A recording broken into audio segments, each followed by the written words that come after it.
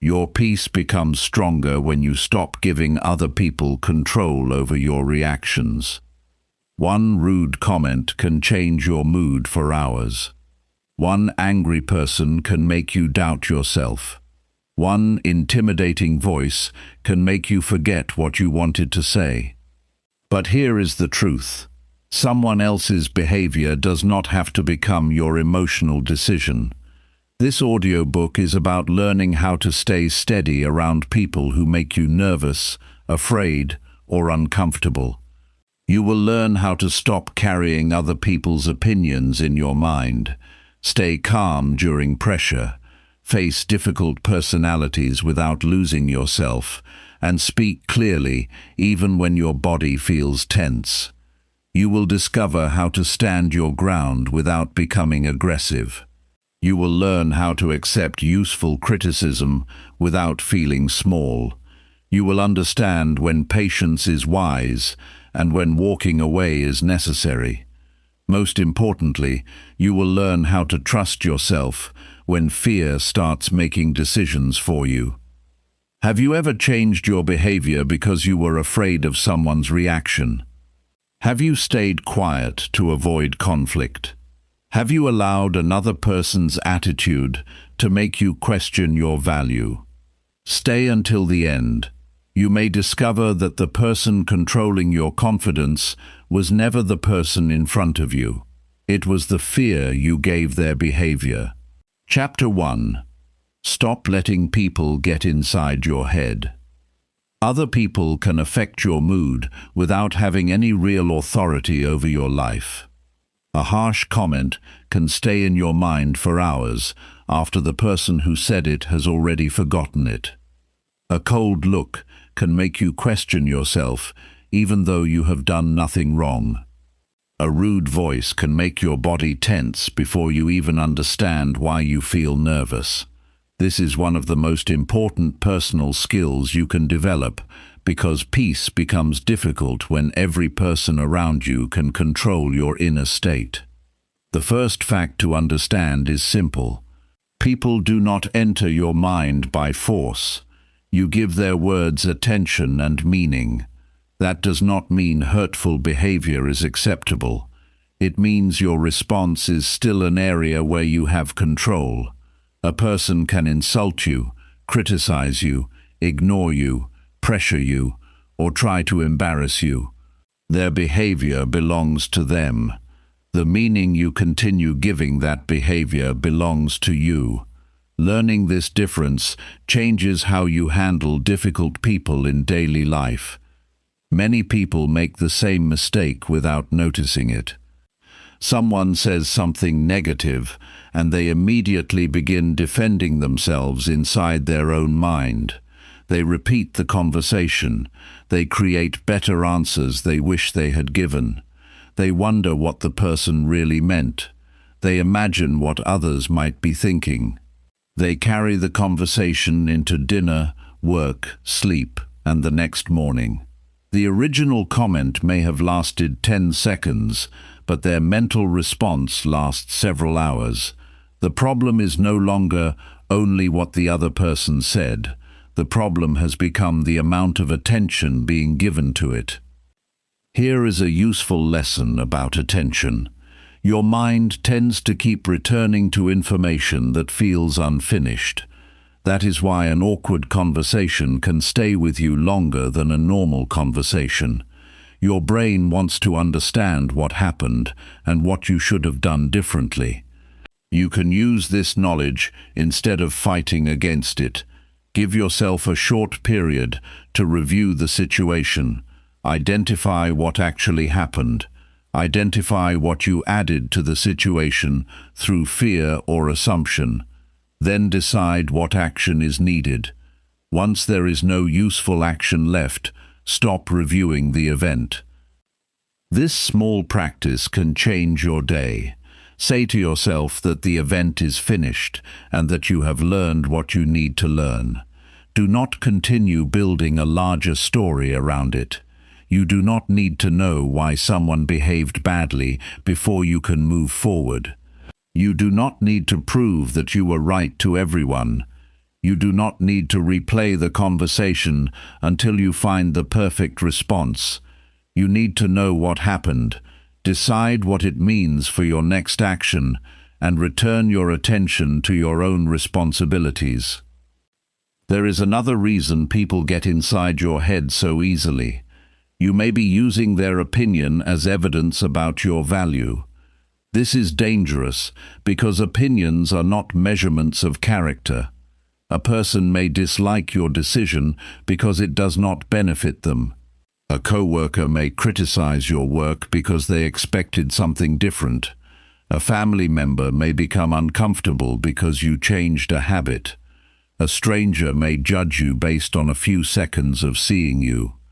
None of these reactions gives them enough information to define who you are. You need your own standards. Without personal standards, you become dependent on social approval. You feel confident after praise and weak after criticism. You feel successful after someone notices you and disappointed after nobody comments. Your emotional state starts moving according to other people's reactions. A stronger approach is to judge yourself by clear standards that you understand before other people speak. Did you keep your promise? Did you do your work properly? Did you treat people with respect? Did you correct your mistake? Did you act according to your values? These questions give you information that another person's opinion cannot provide. Notice something important here. Confidence is not the belief that everyone will like you. Confidence is knowing how you will behave even when someone does not like you. That is a much more useful form of confidence. It does not require applause. It does not disappear during criticism. It allows you to stay respectful without becoming weak. It also allows you to admit mistakes without feeling that your whole identity has been attacked. A practical exercise can help you build this ability. At the end of each day, write down one moment where another person's behavior affected your mood. Keep the description factual. Write what the person said or did without adding an interpretation. Then write the meaning you gave it. You may discover that the facts were small, but your interpretation became large. This exercise teaches you to separate an event from your reaction to the event. That separation gives you room to choose a better response. You also need to learn the difference between discomfort and danger. Many people treat uncomfortable feelings as proof that something is wrong. That is not always true. Your heart may beat faster before speaking in front of people. Your hands may feel warm during a difficult conversation. Your stomach may tighten before telling someone no. These physical reactions can simply mean that your body is responding to pressure. They do not automatically mean that you are incapable or unsafe. This matters because people often make their nervousness worse by becoming nervous about being nervous. They notice their shaking hands and become embarrassed. They hear their voice change and start judging themselves. They notice their face becoming warm and worry that everyone can see it. Their attention moves away from the conversation and toward their own physical reaction. The discomfort grows because they are monitoring themselves too closely. A better response is to keep attention on the task in front of you. Use a simple physical reset. Place both feet firmly on the floor. Relax your jaw. Lower your shoulders. Breathe slowly, and allow your next breath to be a little longer than your previous one. Then look at the person and focus on the actual subject of the conversation. You are not trying to make yourself feel perfect. You are teaching yourself that you can act clearly while feeling uncomfortable. That is a stronger skill than waiting until fear disappears. This is where many people misunderstand courage. Courage does not require a calm body before action. It requires useful behavior during pressure. A person can feel nervous and still speak clearly. A person can feel afraid and still set a boundary. A person can feel uncomfortable and still leave an unhealthy conversation. Your goal is not to eliminate every difficult feeling. Your goal is to stop difficult feelings from making every decision for you. Now consider the people who deliberately make others uncomfortable. Some people interrupt constantly. Some raise their voice. Some use insults. Some stand too close. Some make personal comments. Some create pressure and then watch your reaction. Their behavior may be designed to make you lose control. You do not need to diagnose their personality. You need to recognize the effect of their behavior and respond with clear limits. Your voice is one of your strongest tools in these moments. You do not need a long explanation. A calm sentence is often stronger than a long defense. You can say that you are willing to discuss the issue, but not while being insulted. You can say that you heard the criticism and will consider it. You can say that you are not comfortable discussing something personal. You can say that you will continue the conversation later. Clear language reduces confusion because it tells the other person exactly what you will and will not participate in. Pay attention to what happens after you set a boundary. A respectful person may disagree, but can still respond to the boundary.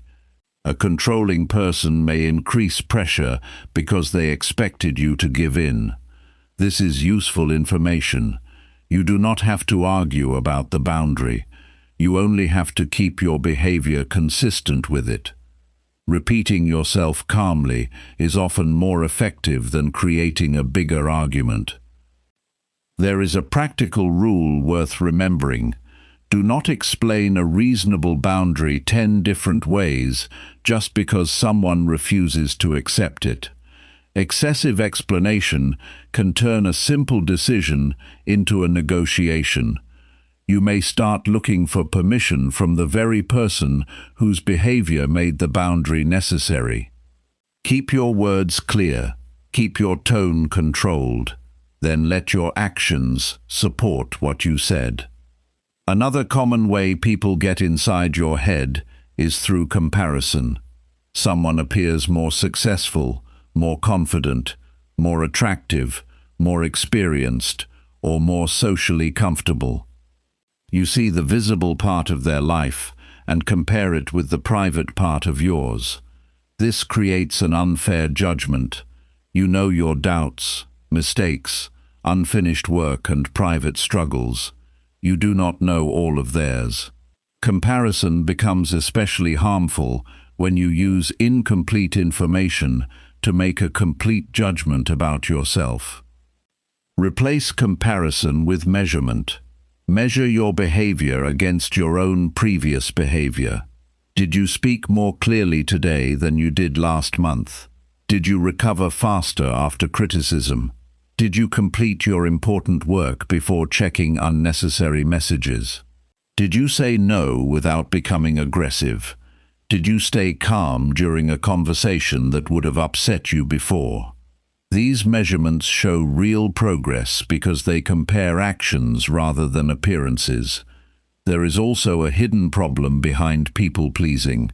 Many people believe they are being kind when they are actually trying to avoid discomfort.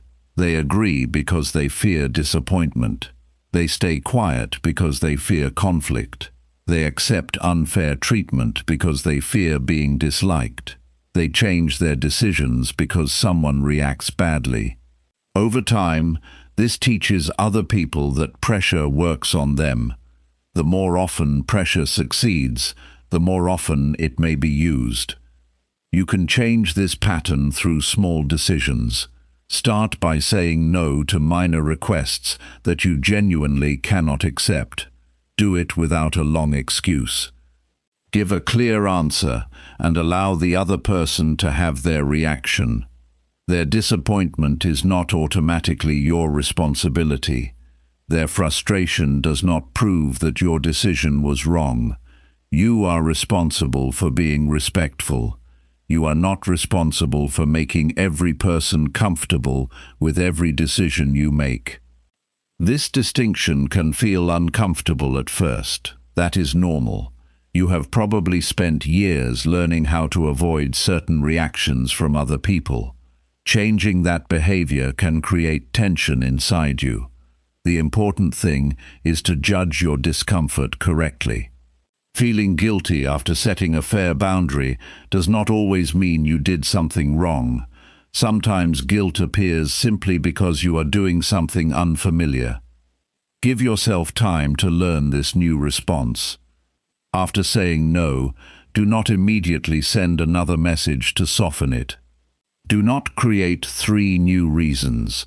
Do not apologize for having a limit.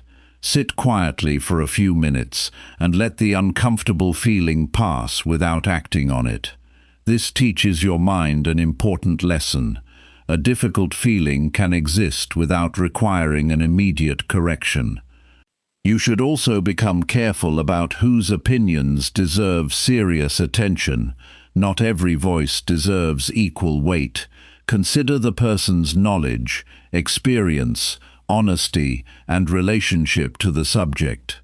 A skilled professional giving specific criticism deserves attention. A trusted friend pointing out a repeated behavior deserves attention. A stranger making a personal judgment based on one moment may not deserve the same level of mental energy. This is not arrogance. It is responsible judgment. Create a small mental filter. Ask yourself whether the person knows enough about the situation to give useful feedback. Ask whether they want to help you improve or simply want to make you feel bad. Ask whether their criticism is specific enough for you to act on. Ask whether the same concern has been raised by several trustworthy people. These questions help you separate useful feedback from emotional noise. Useful criticism contains information. Personal attacks usually contain judgment without useful direction. If someone says your presentation was unclear because you spoke too quickly and skipped 2 important points, you have something to improve. If someone simply calls you incompetent, there may be nothing useful to act on. Learn to extract information without accepting the insult attached to it. This is an advanced form of emotional discipline because you remain open to improvement without becoming controlled by the speaker. Your goal is not to become someone who never feels nervous or uncomfortable. That goal would be unrealistic. Your goal is to become someone who can notice those feelings without surrendering control. This is a skill that grows through repeated practice. Every difficult conversation becomes an opportunity to improve your ability to stay present. Every criticism becomes an opportunity to separate facts from personal attacks. Every boundary becomes an opportunity to practice calm self-respect.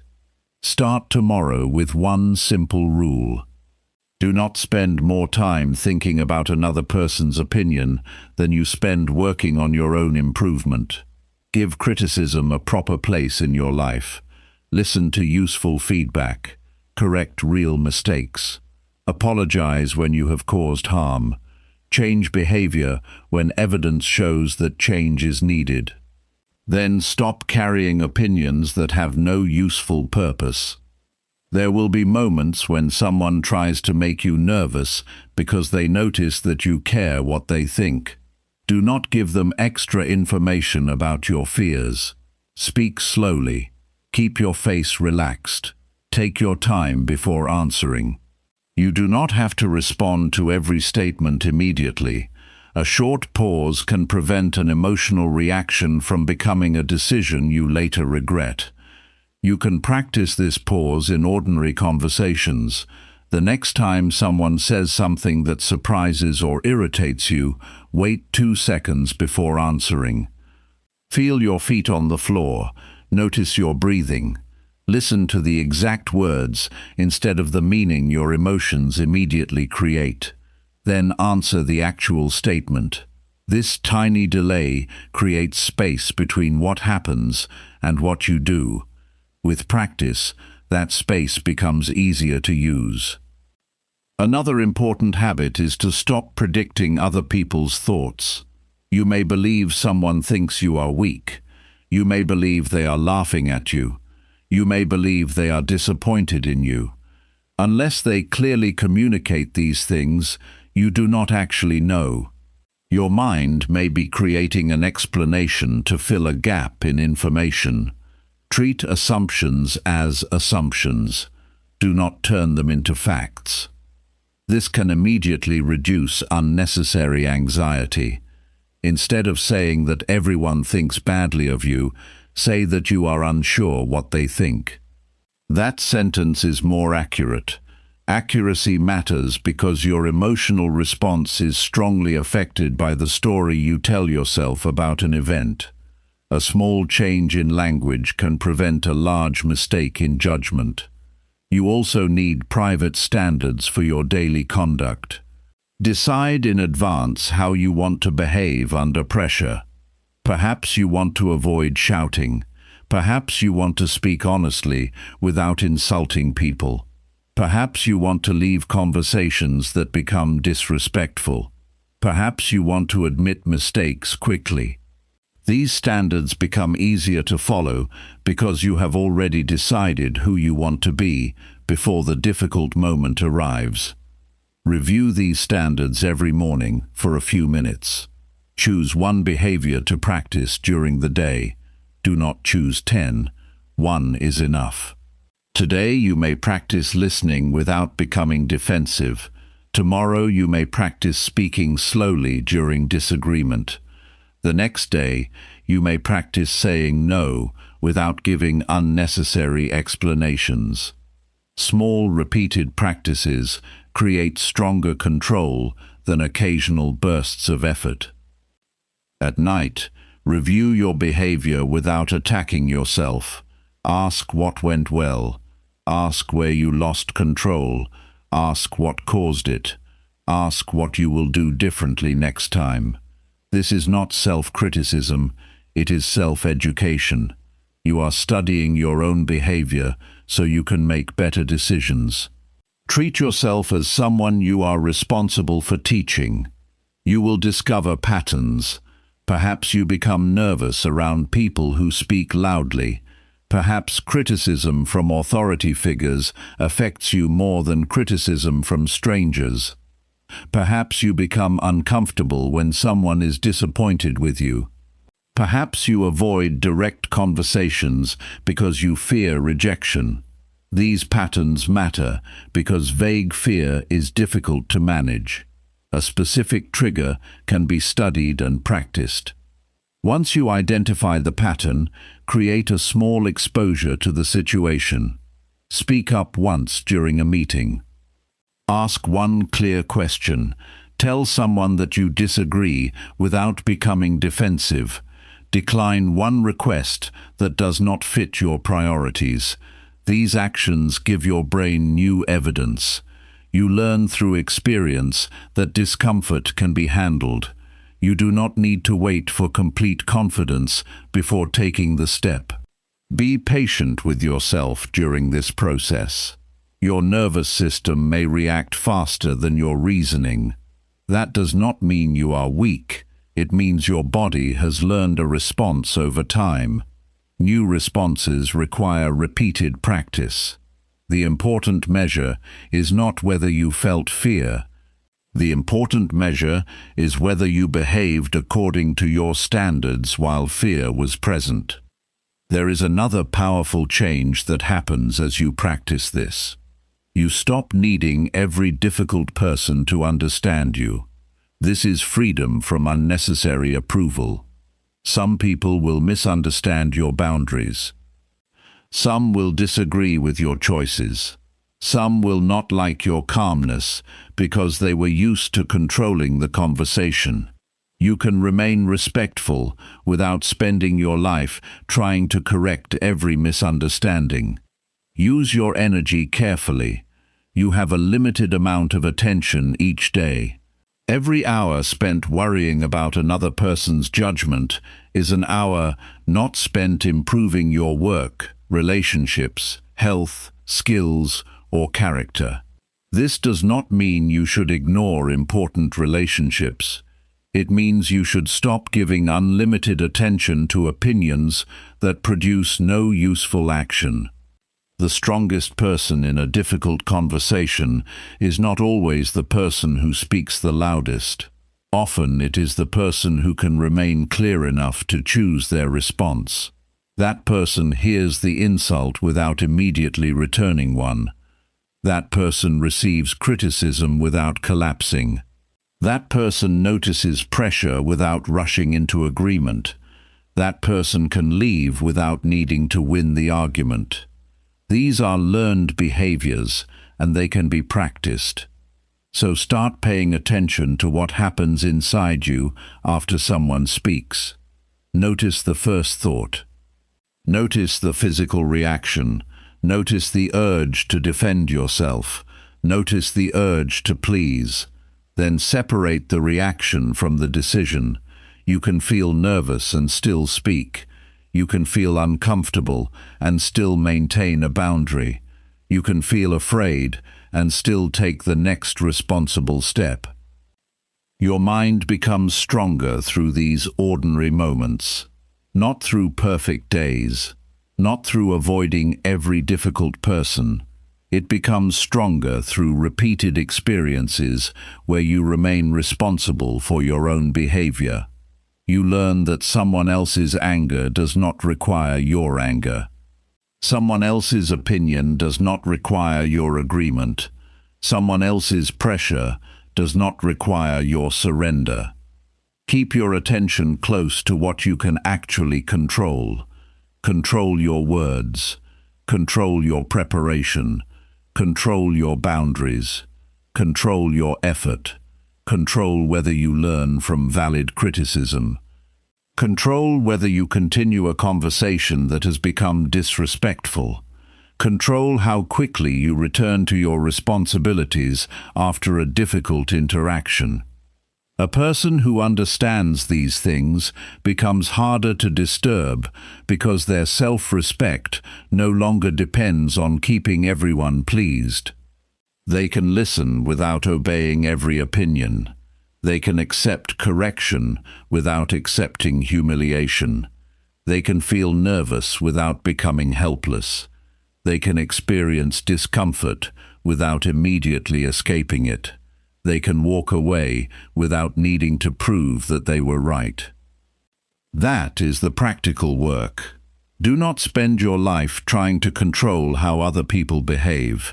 Build enough control over your own attention that their behavior does not decide the quality of your day. Learn the facts. Separate them from assumptions. Take useful criticism. Set clear limits. Practice calm responses. Review your behavior every night. Then return your attention to the life you are responsible for building. Chapter 2. Stay calm when someone intimidates you. Intimidation becomes powerful when you start rushing your own decisions. A loud voice can make you speak too quickly. A confident person can make you doubt what you already know. A serious expression can make you feel that you have done something wrong before you have even heard the issue. Calmness protects your ability to judge clearly, and clear judgment is what you need most in a tense situation. One of the least understood parts of intimidation is that it often works through speed. A person may speak rapidly, demand an immediate answer, interrupt your explanation, or create the feeling that you must decide right now. Your body reacts to that pressure. Your breathing may become shallow. Your attention becomes narrow. You may agree simply because you want the uncomfortable moment to end. This is why slowing the interaction down is such a useful skill. You do not need to match another person's speed. Start by learning to pause before answering. A pause does not mean weakness. It means you are giving yourself enough time to understand what is happening. Take one normal breath. Look at the person. Listen to the exact words. Then answer the specific point they made. This simple habit prevents many poor decisions because pressure loses some of its effect once you stop reacting automatically.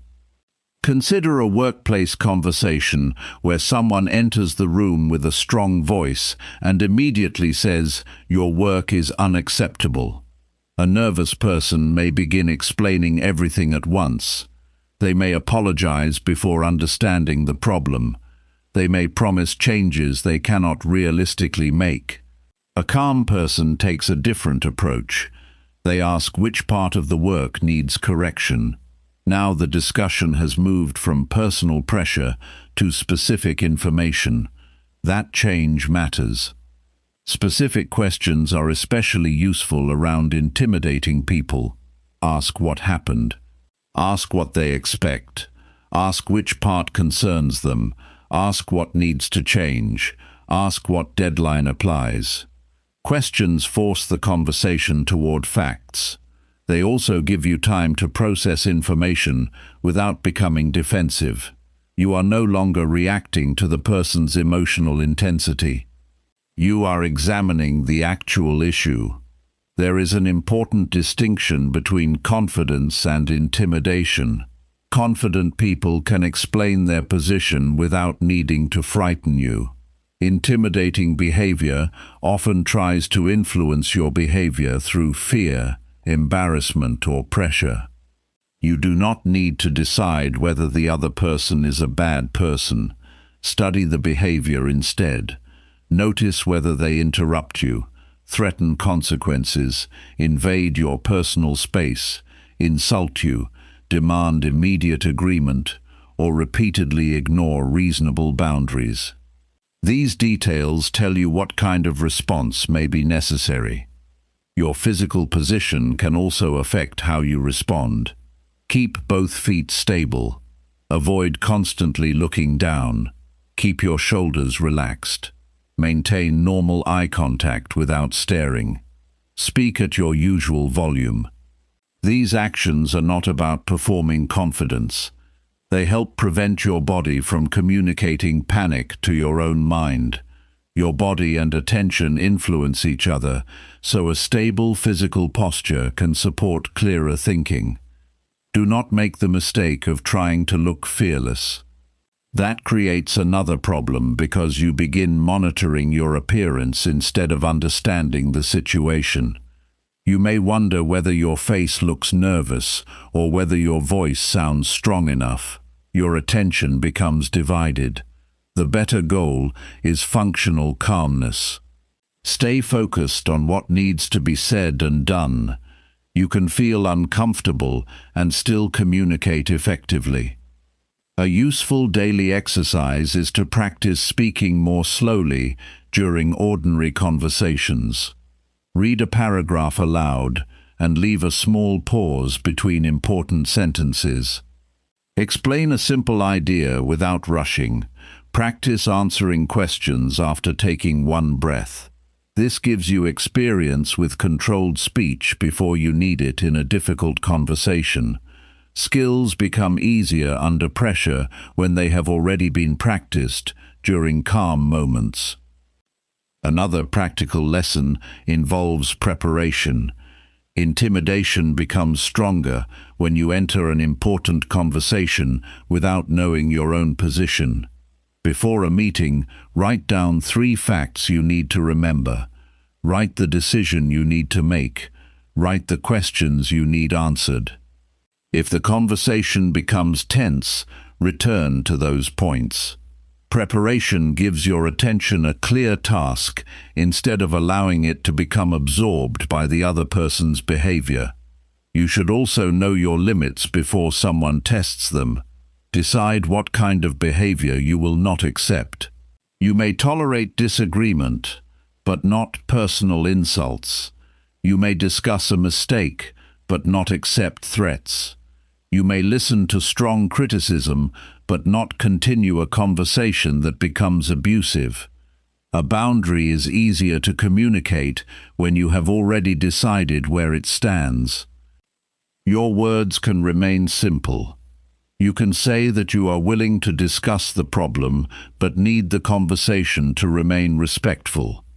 You can say that you will respond after reviewing the information. You can say that you do not make important decisions under pressure. You can say that you understand their position and need time to consider it. These statements are useful because they protect your decision-making without creating unnecessary conflict. Notice how different this is from trying to defeat an intimidating person. You do not need to dominate them. You do not need to prove that you are stronger. You need to remain responsible for your own conduct. A conversation becomes more difficult when both people are trying to control each other. It becomes more productive when one person stays focused on the actual issue. Fear also becomes smaller when you stop predicting consequences without evidence. Someone may speak strongly, and your mind may immediately create the worst possible outcome. You may assume you will lose respect. You may assume everyone will agree with the other person. You may assume you cannot handle what happens next. These predictions feel real because they happen quickly, but speed does not make a thought accurate. Replace prediction with information. Ask yourself what you actually know. Perhaps the person is angry. That is a fact you can observe. Perhaps they disagree with your decision. That is another fact. You may not know what they will do next. Do not treat that unknown as a certainty. This small discipline prevents your mind from creating fear that has no evidence behind it. There is another situation that requires special attention. Sometimes intimidation comes from someone with legitimate authority over you. A manager may evaluate your work. A teacher may assess your performance. An experienced professional may challenge your judgment. Their position may matter, but their position does not make every statement correct. Respect authority without surrendering your ability to think. Listen carefully to criticism from experienced people. Extract useful information. Ask for examples. Ask what good performance would look like. Ask what standard you should meet. This turns an emotional situation into an educational one. You may discover that the person has a valid point. You may also discover that their delivery was unnecessarily harsh. You can accept the lesson without copying their behavior. A powerful skill is learning to separate tone from content. A person can deliver correct information badly. Another person can deliver incorrect information very confidently. Your job is to evaluate the information. Do not reject useful feedback simply because you dislike the speaker's tone. Do not accept poor advice simply because the speaker sounds powerful. Judge the content based on facts, evidence, and relevance. You can train this skill through everyday experiences. Watch how different people communicate.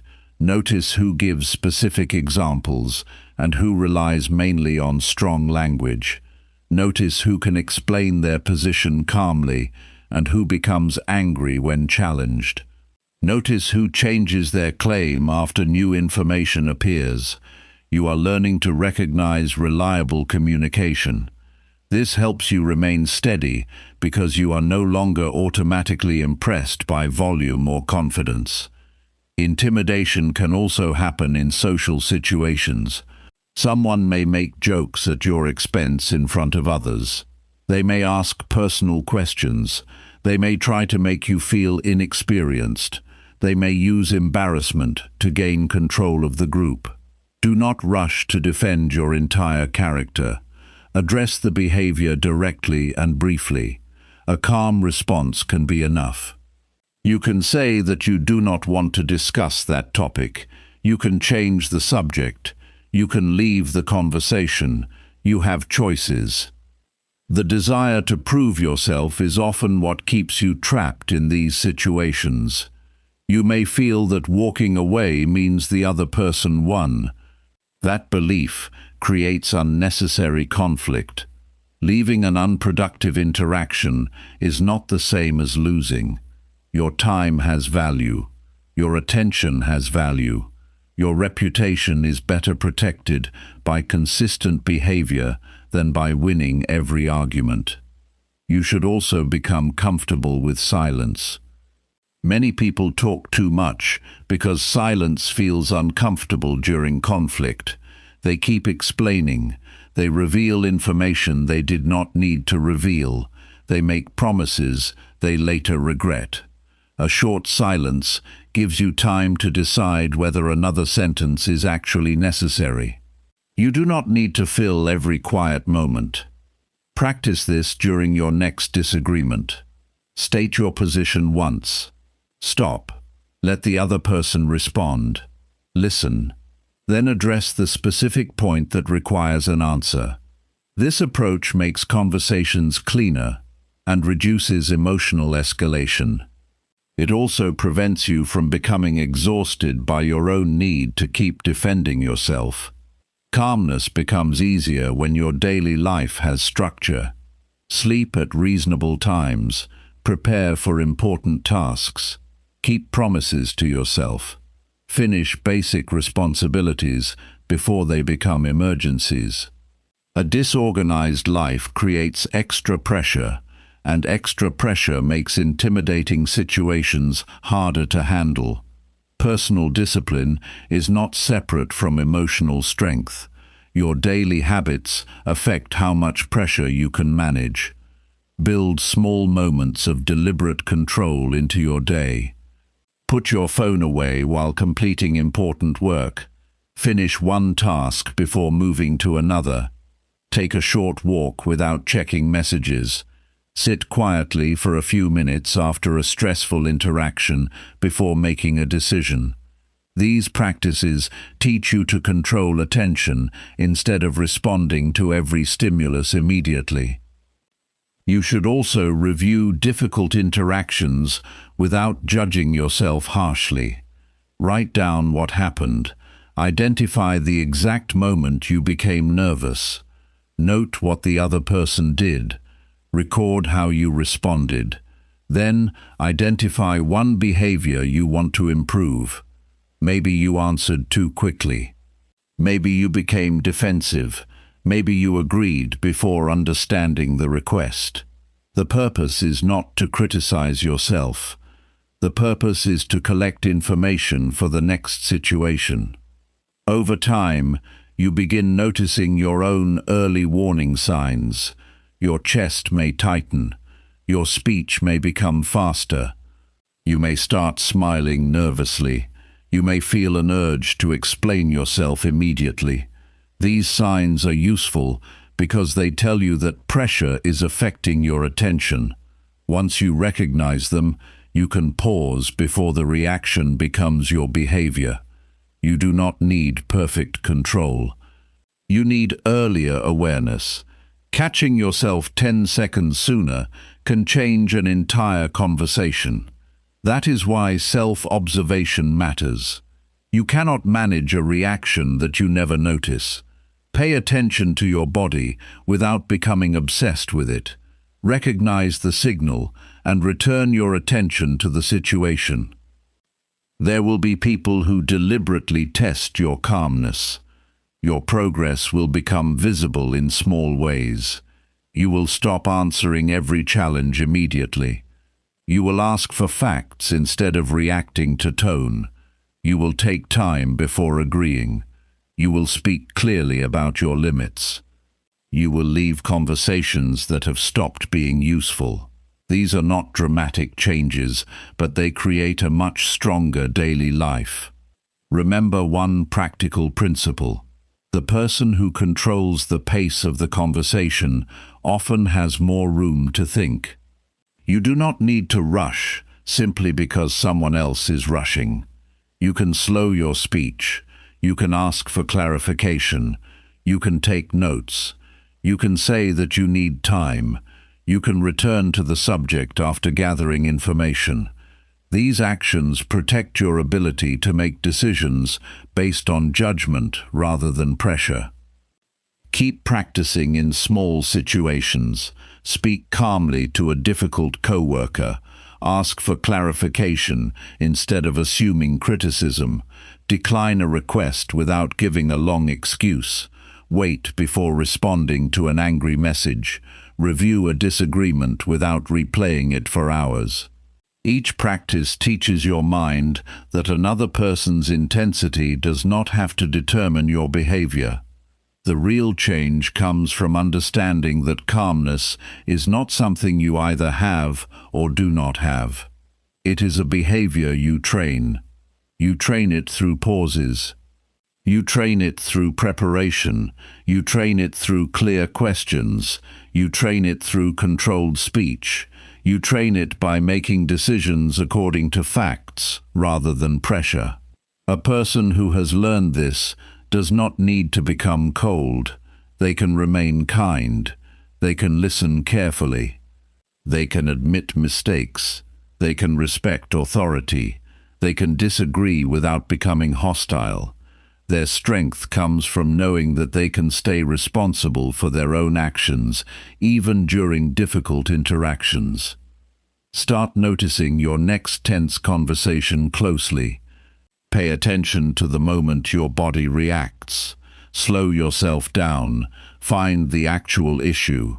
Ask for specific information. Speak only about what needs to be addressed. Protect your boundaries, then return to your responsibilities without carrying the other person's behavior through the rest of your day. That is how calmness becomes part of your character. You practice it before you need it. You use it while pressure is present. You review it afterward. Each experience gives you better information about yourself, and each better response makes the next difficult situation easier to handle. Chapter 3. Face difficult people without losing yourself. Difficult people can make you question your own behavior long after the conversation ends. You may enter a room feeling normal and leave feeling angry, tired, or confused. Their words may change your mood so quickly that you forget what you were trying to accomplish. The real skill is not learning how to control difficult people. It is learning how to remain yourself while dealing with them. A difficult person does not always look aggressive. Sometimes the behavior is quiet. They may constantly complain. They may blame others for their mistakes. They may refuse to answer simple questions. They may change the subject whenever responsibility appears. They may act friendly one day and cold the next. They may expect you to understand their needs while showing little interest in yours.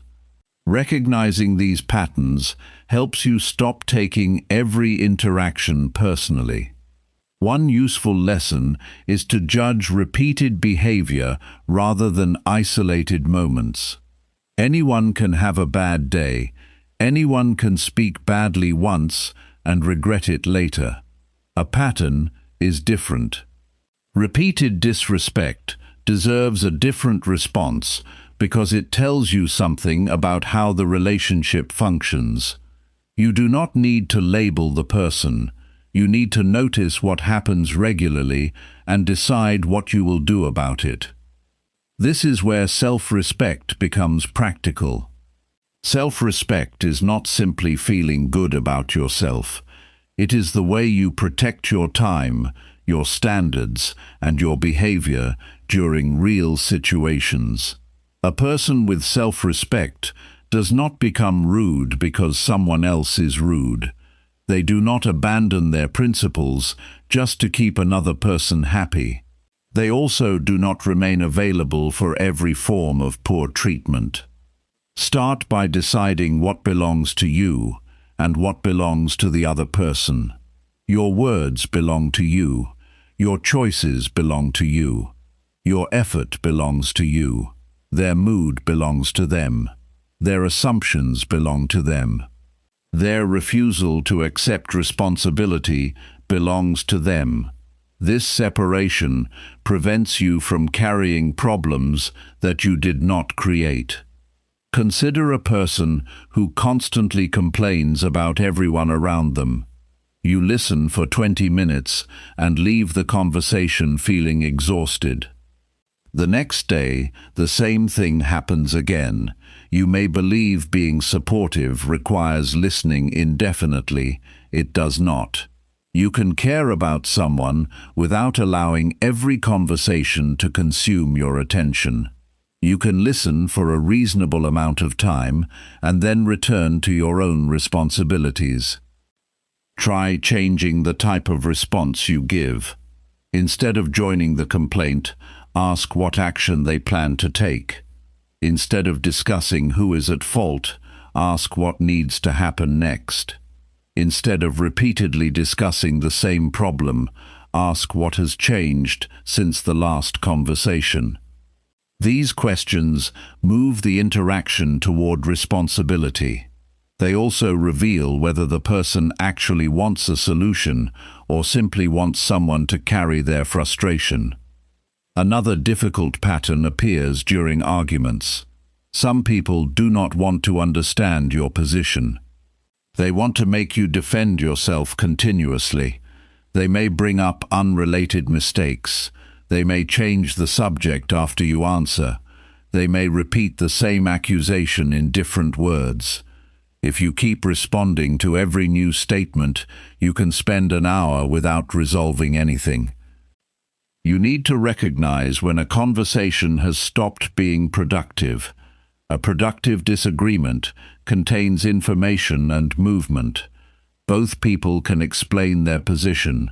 Both can respond to specific points. A useless argument keeps changing its subject and increasing emotional pressure. Once you recognize that difference, you can stop trying to solve a conversation that is no longer designed for solving anything. Your response can remain simple. Bring the discussion back to one subject. State what you understand. Ask what specific point needs attention. If the conversation continues moving away from the issue, you can stop participating. You do not need to announce a dramatic decision. You can simply say that you are willing to discuss the matter later, when both of you can focus on the actual problem. There is a second skill that protects your identity around difficult people. Stop copying their emotional behavior. Anger spreads easily during close interaction. One person raises their voice and the other raises theirs. One person becomes sarcastic and the other responds with sarcasm. Soon the original issue is buried under personal attacks. You may leave feeling that the other person caused the entire conflict while ignoring your own part in how it developed. Take responsibility for your side without accepting responsibility for everything. Perhaps you became impatient. Admit that. Perhaps your tone became sharp. Correct it. Perhaps you made a mistake. Fix it. But do not accept blame for behavior that was not yours, simply because the other person is forceful. Accountability and self-abandonment are not the same thing. A useful daily practice is to review difficult conversations using 3 questions. What did I do well? Where did I behave below my own standard? What will I change next time? This keeps your attention on learning rather than resentment. You are not trying to prove that you were the better person. You are trying to become a person who handles pressure with greater skill. You also need to protect private information. Difficult people may use personal information during conflict. Something you shared during a friendly moment can later become part of an argument.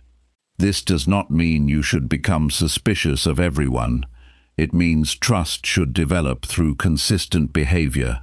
Share personal information gradually and pay attention to how people handle it.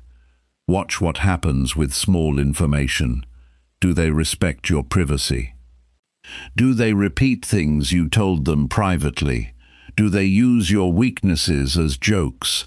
Do they bring personal matters into unrelated disagreements? Their answers tell you how much access they should have to your private life. Healthy relationships become stronger through trust. Trust should be supported by evidence. Another important lesson concerns guilt. Difficult people sometimes make you feel guilty for having normal needs. You may need rest. You may need personal space. You may need time to complete your work. You may need to decline a request. A person may react as though your boundary is an attack against them. Their reaction can make you question yourself. Pause before changing your decision. Ask whether you actually did something wrong or whether someone simply disliked your decision. Those are different situations. You should correct wrongdoing. You do not need to correct another person's disappointment. A healthy relationship allows two people to have different needs without one person being punished for it. This becomes especially important with people who demand immediate access to you. Constant messages can create a false sense of emergency. A person may expect an instant reply and become upset when you do not respond. You can create reasonable communication habits. Check messages at planned times. Respond to important matters promptly. Let less important matters wait. Your availability should be based on responsibility rather than pressure. Your attention is part of your life. Give it deliberately. A difficult person may occupy your mind even after they leave because you keep discussing them internally. You may tell a friend what happened. Then you replay it while working. Then you discuss it again that night. Each repetition keeps the emotional response active. Once you have learned what the interaction can teach you, you need to return your attention to your own life. Do not confuse processing with repeating. Processing helps you understand what happened and decide what to do. Repeating keeps the emotional experience alive without producing a new decision. You can talk about an important situation with someone you trust. You can write down the facts. You can decide on a boundary. Then stop feeding the same event with more attention. You should also become comfortable with changing your distance from people. Not every relationship needs the same level of closeness. Someone can remain a co-worker without being a close friend. A relative can be treated respectfully without being given access to every part of your private life. An acquaintance can remain an acquaintance. Distance does not always require anger. Sometimes it simply requires clearer limits. This is a mature way to handle relationships because it avoids two extremes. One extreme is tolerating everything because you fear losing people. The other is cutting people off at the first disagreement. Neither approach requires much skill. The stronger approach is to evaluate behavior carefully and adjust your level of access according to what you observe. Your own behavior should remain consistent during this process. Do not use boundaries as punishment. Do not become intentionally cold to make someone suffer. Do not use silence to manipulate another person. A boundary should protect your behavior and your time. It should not be designed to control another person's emotions. There is also value in learning to disagree without defending your entire identity. Someone may dislike your opinion about money-work relationships or lifestyle choices. You can hear the disagreement without turning it into a judgment of your worth. Say what you believe. Explain your reasoning if necessary. Then allow the other person to hold a different view. You do not need agreement before you can have peace. Difficult people often become more manageable once you stop expecting them to behave differently. This does not mean accepting harmful behavior. It means making decisions based on what they actually do, rather than what you hope they will do. If someone repeatedly breaks promises, plan around that pattern. If someone repeatedly turns private conversations into arguments, share less. If someone consistently creates conflict, keep interactions focused and limited. Reality gives you better information than hope. Pay attention to actions over promises. A person can apologize beautifully and still repeat the same behavior. A person can say they respect you and continue ignoring your boundaries. Improvement becomes believable through repeated conduct. Judge relationships by what happens over time. You can also protect yourself by becoming less reactive to personal attacks. A person may call you selfish because you said no. They may call you arrogant because you disagreed. They may call you weak because you refused to argue. These labels may be attempts to make you change your behavior through shame. Do not automatically accept the label. Examine the action that produced it. Ask yourself whether the behavior was reasonable. If it was, then remain steady. If it was not, then correct it. This approach keeps you open to truth without becoming controlled by accusations. You are not required to prove your goodness every time someone questions it. Your emotional maturity grows each time you can remain respectful without becoming passive. You can say no without insulting anyone. You can disagree without shouting. You can leave without making threats. You can admit a mistake without feeling worthless. You can protect your time without becoming selfish. These skills make relationships clearer because people learn what they can expect from you.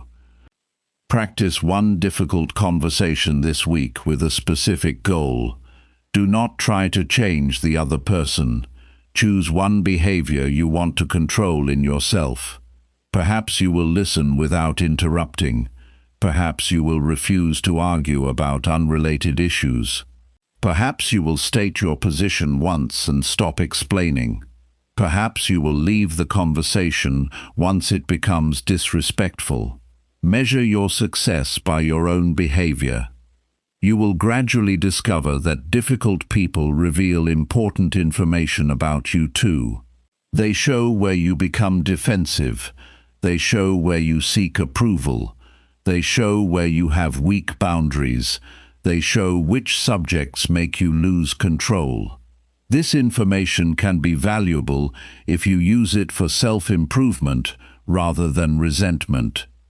Do not waste these lessons. Strengthen the area that gets exposed. If criticism makes you defensive, learn to listen for useful details. If rejection makes you chase approval, practice accepting a simple no.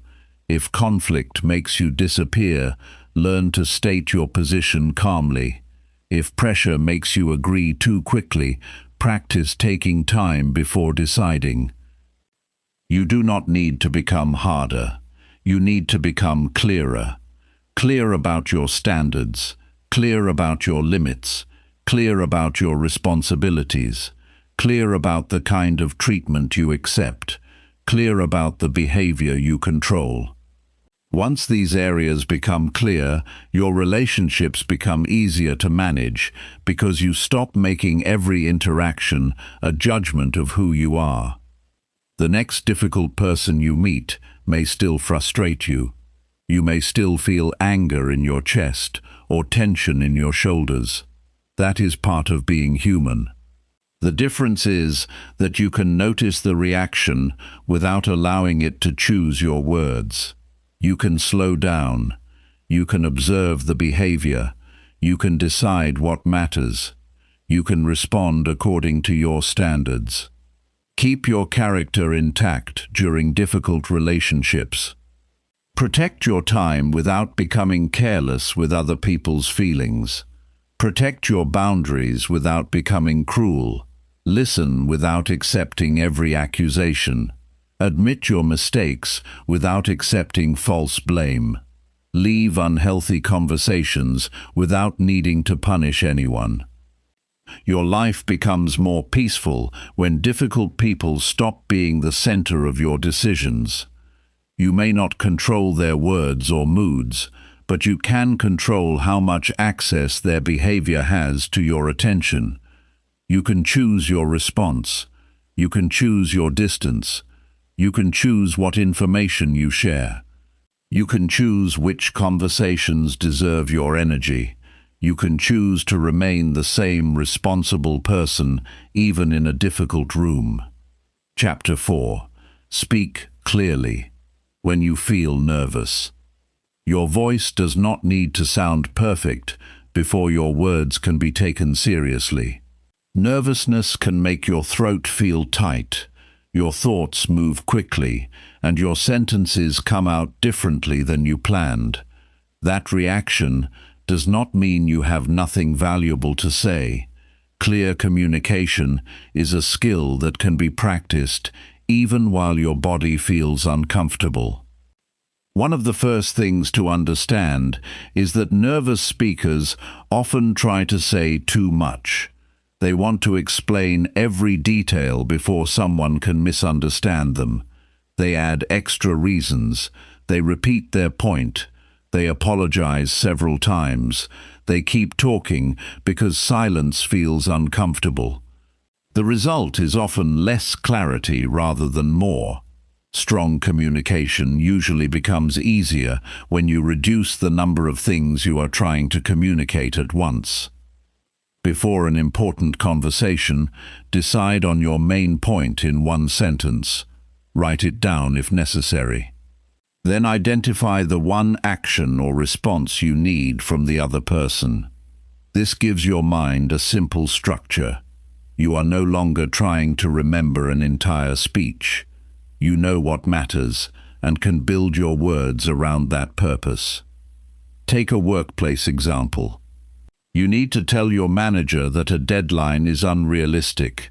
A nervous explanation might include every problem you face during the week. A clearer version starts with the central fact. You explain what has been completed. You identify what remains. You state the additional time required. Then you ask what should be prioritized.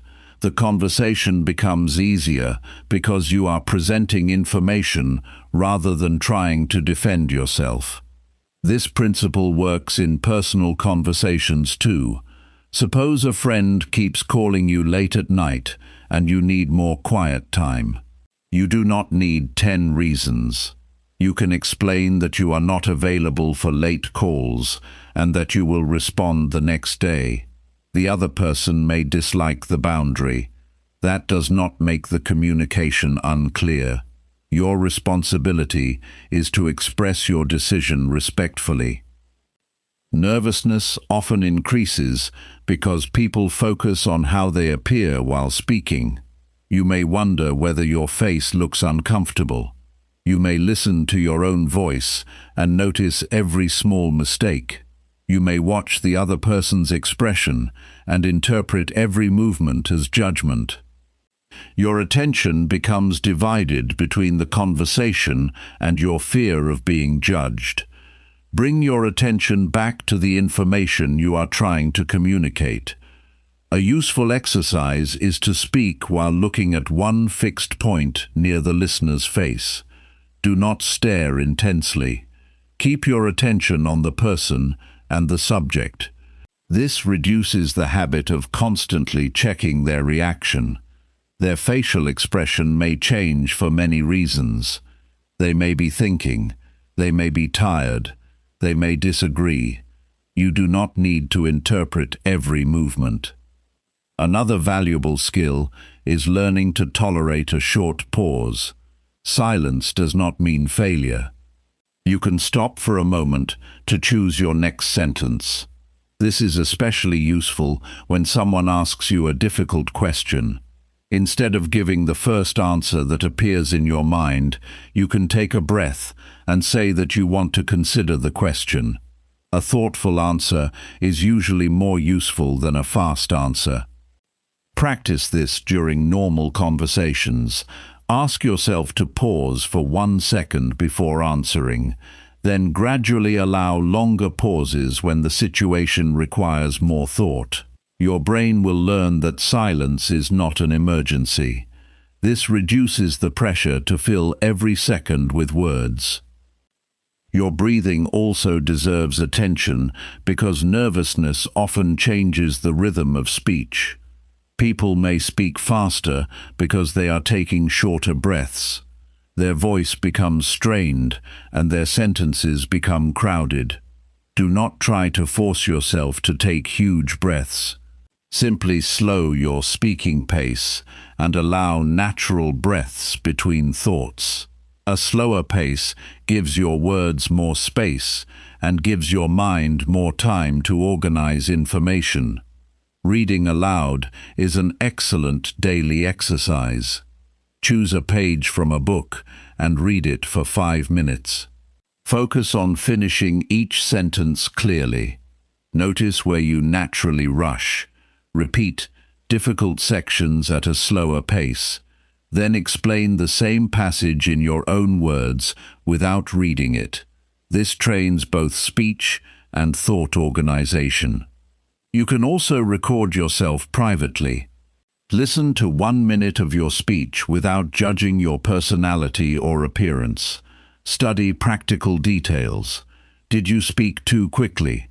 Did you use unnecessary filler words? Did you repeat the same point? Did your main idea become difficult to identify? This is useful feedback because you can improve what you can observe. Many people use filler words because their thoughts are moving faster than their speech. Words such as repeated apologies or unnecessary phrases can become automatic. You do not need to remove every filler word immediately. Start by replacing one habit with silence. A short pause is usually clearer than adding another unnecessary word. There is also a difference between being direct and being rude. Nervous people sometimes avoid direct language because they fear upsetting someone. They use vague statements that hide their actual position. This creates confusion. You can be clear without becoming aggressive. State the situation, state your position, state what you need. Keep your tone respectful. For example, instead of saying that you might possibly have trouble completing something, you can state that you need another day to complete it properly. Instead of saying that you are not sure about attending an event, you can say that you will not be able to attend. Clear language reduces uncertainty for both people. You should also stop apologizing for normal needs. An apology is appropriate when you have caused a real problem. It is not necessary every time you ask a question, state an opinion, or set a reasonable limit. Excessive apologies can make you sound uncertain even when your request is completely reasonable.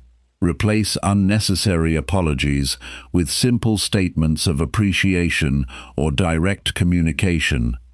You can say that you appreciate someone's patience. You can say that you need clarification. You can say that you disagree with a particular point. You can say that you need more time before deciding. These statements communicate confidence without demanding agreement. A nervous person may also change their position because another person responds strongly. This creates confusion. You state an opinion, someone disagrees, you immediately soften your position.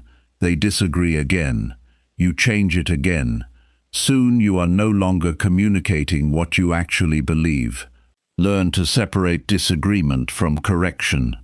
Someone disagreeing with you does not automatically mean you are wrong. Listen carefully before defending yourself. Ask what evidence supports their position. Consider whether you missed something important. If they make a valid point, change your view. If their argument does not change the facts you know, remain calm and explain your position again. Good communication requires flexibility, but not constant surrender. Another important habit is asking better questions. Nervous speakers often believe they must have every answer. That creates unnecessary pressure. You can communicate confidently by asking for information. Ask what the person means. Ask what result they expect. Ask which part concerns them. Ask what evidence they are using. Good questions can turn a tense conversation into a useful discussion. Questions also protect you from assumptions. A person may say that your work was careless. Instead of immediately defending yourself, ask which part they believe was careless. Now you have something specific to examine. Maybe there is a genuine mistake. Maybe there is a misunderstanding. You cannot know until the criticism becomes specific. Do not let a strong personality rush you into agreement. Some people speak with certainty even when they are not fully informed. Their confidence can create pressure. Stay focused on the facts. You can say that you understand their view and need to check the information before responding. This is especially important with decisions involving money, work commitments, or important personal matters. You should also practice disagreeing in small situations. Tell someone your honest preference about a simple choice. Explain why you prefer it. Listen to their view. Allow the disagreement to exist without trying to remove it. This trains your mind to understand that disagreement does not automatically create rejection. The same principle applies to public speaking. Do not measure success by whether your hands shake or your heart beats faster. Measure whether your audience can understand your main point. Did you organize the information? Did you speak loudly enough? Did you give useful examples? Did you finish the important points? These measures are within your control and provide better feedback than trying to eliminate every sign of nervousness. Preparation makes a major difference. Before speaking about an important subject, write 3 things. Write what you know. Write what you do not know. Write what you want to happen next. This simple preparation prevents many nervous conversations from becoming disorganized. You know where you stand and what information you still need. Then rehearse the first 2 sentences. The beginning is often the hardest part because your mind is adjusting to the situation. Once you begin clearly, the rest usually becomes easier. Do not memorize every word. Memorize the purpose. If you forget a sentence, you can continue because you understand what you are trying to communicate. You can strengthen this skill by speaking to yourself while doing ordinary tasks. Explain what you are doing in clear sentences. Describe a problem and explain your solution. Summarize something you learned during the day. This may feel unusual at first, but it trains your brain to turn thoughts into organized language. Your goal is not to become a perfect speaker. Your goal is to become understandable under pressure. That requires practice with real situations. Ask a question during a meeting. Give your opinion without excessive explanation. Tell someone what you need. Say no when appropriate. Speak even when you notice nervousness. Then review what happened. Do not judge yourself by one awkward conversation. Look for one specific improvement. Perhaps you paused instead of rushing.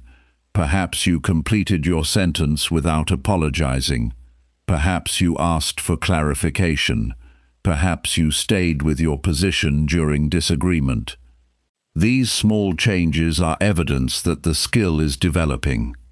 There will still be moments when your voice shakes. There will be conversations where you lose your words. There will be times when you think of a better response later. That does not erase your progress. Use those moments as information. Write down what made you nervous and prepare a better response for the next time a similar situation appears. One of the best ways to reduce fear is to stop demanding perfect performance from yourself. Clear communication does not require flawless delivery. People usually care more about whether they understand what you mean than whether every sentence sounds polished. Your responsibility is to make the message understandable and honest. Speak one idea at a time. Let important sentences breathe. Ask for clarification. Take time before answering. Remove unnecessary explanations. Use direct words. Listen carefully. Correct yourself when needed. These habits make communication stronger because they reduce confusion rather than trying to create an impressive image. Your voice becomes steadier through use. The more often you communicate clearly during ordinary situations, the less unfamiliar it feels during difficult ones. You do not need to wait for a major challenge to practice. Use today's conversations. Use the next phone call. Use the next meeting. Use the next disagreement. A calm, clear voice is built through repeated behavior. You learn to trust yourself because you have evidence that you can speak while nervous and still communicate what matters. That evidence comes from action. Speak honestly. Pause when needed. Ask useful questions. State your position. Listen to the answer. Then continue the conversation with a clear mind. Chapter 5. Stand your ground when others push. People often discover your boundaries by testing them. Someone asks for a favor after you already said no. Someone keeps arguing after you gave a clear answer. Someone pressures you to change your decision because they dislike it. In these moments, your biggest challenge is not the other person's words. It is the pressure you feel inside yourself to make the discomfort disappear. Standing your ground means staying responsible for your decision even while another person is unhappy with it. There is a practical reason people give in under pressure. The mind wants immediate relief. Saying yes can end an uncomfortable conversation faster than saying no. Agreeing can remove the tension in the room. Changing your decision can make another person's anger disappear for a few minutes. But immediate relief can create a longer problem. Each time you abandon a reasonable decision just to stop pressure, you teach yourself that discomfort must be escaped. That lesson can become expensive. You may accept work you cannot handle. You may lend money you cannot afford to lose. You may attend places you do not want to attend. You may accept disrespect because you fear being called difficult. You may agree with opinions you do not share because you want everyone around you to remain comfortable. Eventually, you become busy protecting other people's feelings while ignoring your own responsibilities. Start by understanding that a decision does not become wrong because someone dislikes it. A person can be disappointed by your answer and still have no right to change it. Their reaction gives you information about their feelings. It does not automatically give you a reason to reverse your decision. This distinction is important because many people confuse another person's emotional reaction with evidence that they have done something wrong. Suppose someone asks you to take on another task at the end of a long workday. You know your current responsibilities are already full. You say you cannot take it on. The person responds by saying that everyone else is willing to help and asks whether you really care about the team. Notice the change. The conversation is no longer about workload. It has become pressure through guilt. You do not need to defend your character. Return to the practical issue. Explain what you can realistically complete and what would need to be delayed. This is where precise language becomes useful. Avoid statements that invite unnecessary negotiation. Instead of saying that you might not be able to help, you can state that you cannot take on another task today. Instead of saying that you will try to attend, you can say that you are not available. Instead of giving 5 reasons for declining a request, you can provide the one reason that matters. Clear decisions are easier to maintain than uncertain ones. There is another important skill here. Stop answering pressure with emotional speed. A person may expect an immediate response because a quick answer is easier to influence. Give yourself time. Say that you will check your schedule before deciding. Say that you need to review the details. Say that you will respond later. A delayed decision is often better than an immediate agreement that you will regret. You can practice this without waiting for serious situations. The next time someone asks for something that requires your time, ask yourself whether you actually want to do it, whether you have the capacity to do it, and whether it supports an important responsibility. These questions separate a genuine choice from an automatic response. You may discover that you have been saying yes before you even consider the cost. Your time needs a budget just as money does. Every commitment consumes a part of your day. If you promise your time without checking what it will replace, you are making decisions without seeing the full cost. A useful habit is to look at your calendar before accepting new responsibilities. This simple step turns vague pressure into a concrete decision. You can see whether the request actually fits. The same principle applies to money. People can pressure you by making a financial request sound urgent. They may become offended when you ask questions. They may say that you should trust them. Do not allow emotion to replace basic judgment. Ask how much is needed, what it will be used for, and whether you can afford the loss if the money never returns. A respectful relationship can survive reasonable questions. Standing your ground also means resisting the need to prove that you are a good person. This need can make you easy to pressure.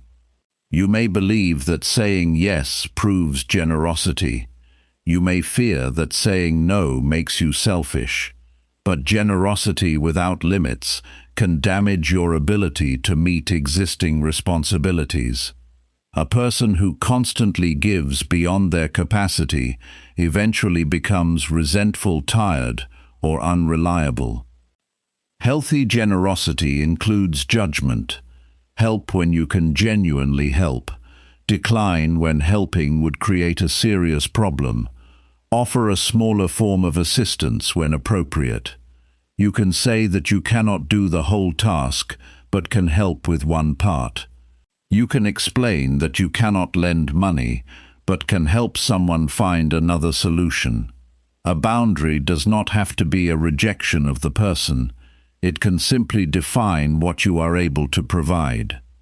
Pressure can also appear through repeated requests. Someone asks, you decline. They ask again, you explain. They ask again.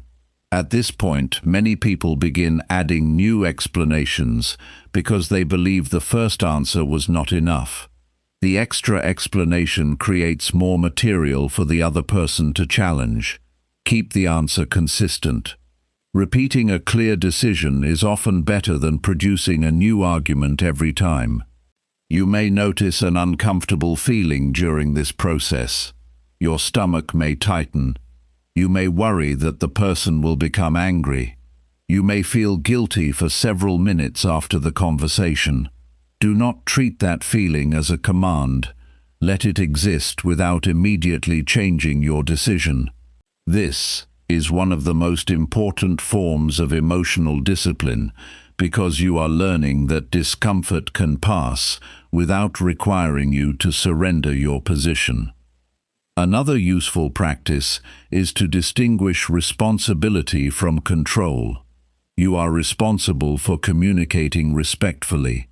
You are not responsible for controlling whether another person feels disappointed. You are responsible for keeping your promises. You are not responsible for making everyone approve of your priorities. You are responsible for considering reasonable requests. You are not responsible for accepting every request. This distinction becomes especially valuable in close relationships. Someone you care about may ask you to change something important. Their feelings matter, but their feelings do not automatically settle the decision. Listen carefully. Ask why the issue matters to them. Explain your own concerns. Look for a solution that respects both sides. But do not agree simply because you fear losing affection. A strong relationship can tolerate honest disagreement. In fact, constant agreement can hide serious problems. Two people who never disagree may simply be avoiding difficult subjects. Healthy relationships require enough honesty for both people to say what they actually think. Your goal is not to win every disagreement. Your goal is to remain honest without becoming disrespectful.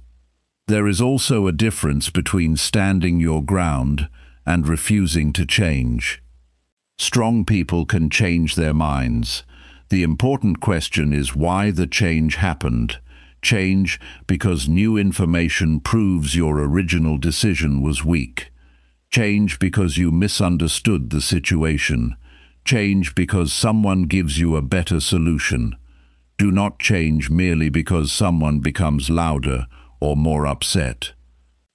A useful test is to ask yourself, what evidence changed your mind? If you cannot identify any new information, and the only change is that the other person increased the pressure, then you should examine your decision carefully. Emotional intensity is not evidence. Anger does not prove correctness. Confidence does not prove expertise. Persistence does not prove that a request is reasonable. You also need to recognize social pressure. Friends may encourage you to spend money you do not have. Co-workers may expect you to stay late because everyone else is doing it. People may laugh when you refuse something that conflicts with your values. The desire to fit in can become stronger than your own judgment. Before joining the group, ask whether you would make the same decision alone. This simple question reveals a lot. If you would not choose the action privately, then you should examine why you are considering it publicly. You may be responding to fear of exclusion rather than genuine interest. You do not need to reject every group activity. You need to know when the group is making a decision for you. Your standards should be decided before pressure arrives. Decide what you will not compromise. Decide how much debt you are willing to take. Decide how you want to speak to people during conflict. Decide what kind of work schedule is sustainable. Decide what personal information you keep private. Decide what behavior causes you to leave a conversation. These decisions become easier to protect because you made them calmly rather than under emotional pressure. Write 3 personal rules today. Keep them practical. 1 could involve money. 1 could involve time. 1 could involve respectful treatment. Then watch how often ordinary situations test those rules. You may discover that your problem was not a lack of confidence. You simply had not decided clearly enough what your limits were. Standing your ground becomes easier when your daily life is organized around priorities. A person with no clear priorities is easier to pull in different directions. Every request feels important. Every invitation feels urgent. Every complaint demands attention. When you know what matters most, you can compare new requests against existing commitments. Ask yourself what this request would replace. If you accept another obligation, what important activity will receive less attention? If you spend this money, what goal will be delayed? If you stay in this argument, what work will remain unfinished? Decisions become clearer when you consider opportunity cost in everyday language. Every yes uses something. Sometimes it uses time, sometimes energy, sometimes money, sometimes peace.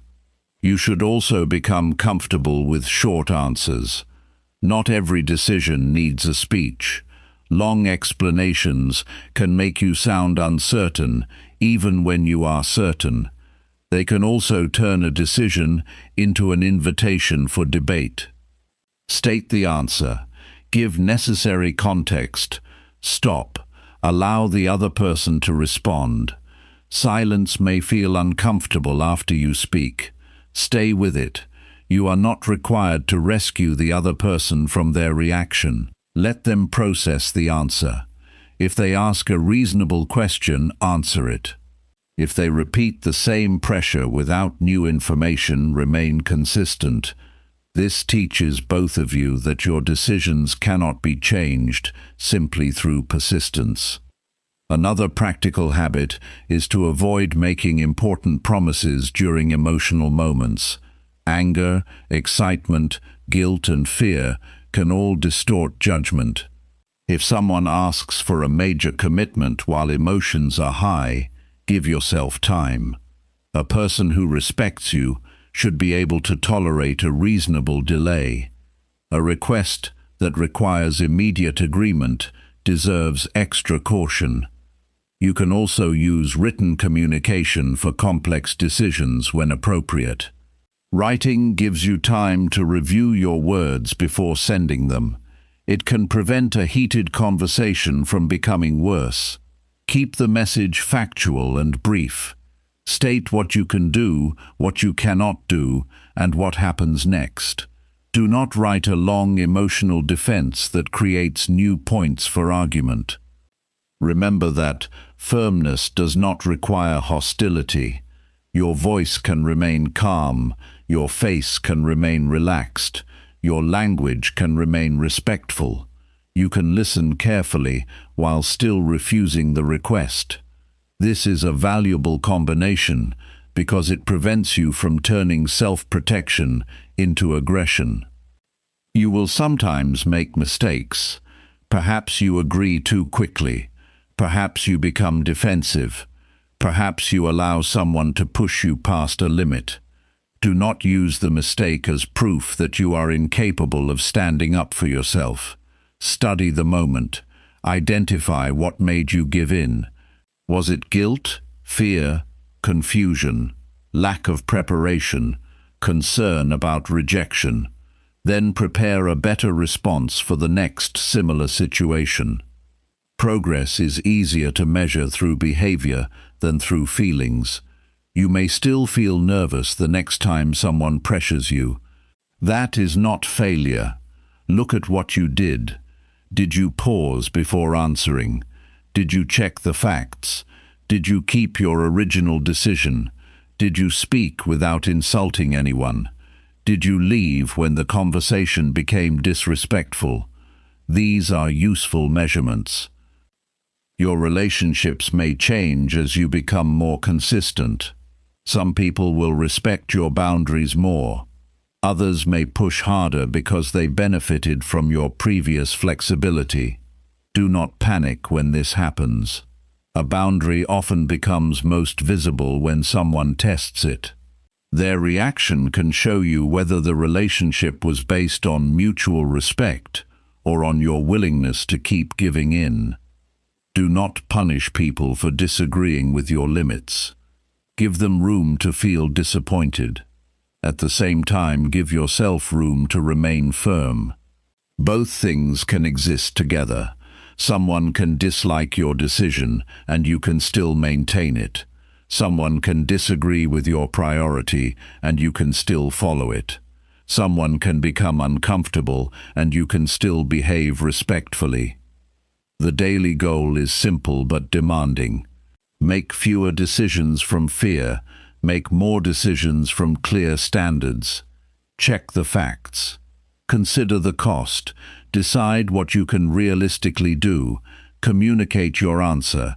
Then allow other people to have their reactions without immediately changing yourself to remove their discomfort. Your ability to stand your ground grows each time you keep a reasonable commitment to yourself. You become more reliable to yourself because your decisions are not constantly replaced by outside pressure.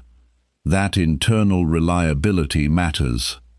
It allows you to make choices with less fear because you have evidence that you can handle someone's disappointment without abandoning your own judgment. Use the next request as practice. Do not rush. Check whether it fits your responsibilities. Give an honest answer. Keep your language simple. Stay respectful. If the person pushes again, consider the information they provide, but do not confuse pressure with evidence.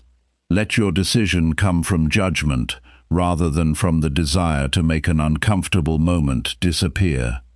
That is how you learn to stand your ground without losing your kindness.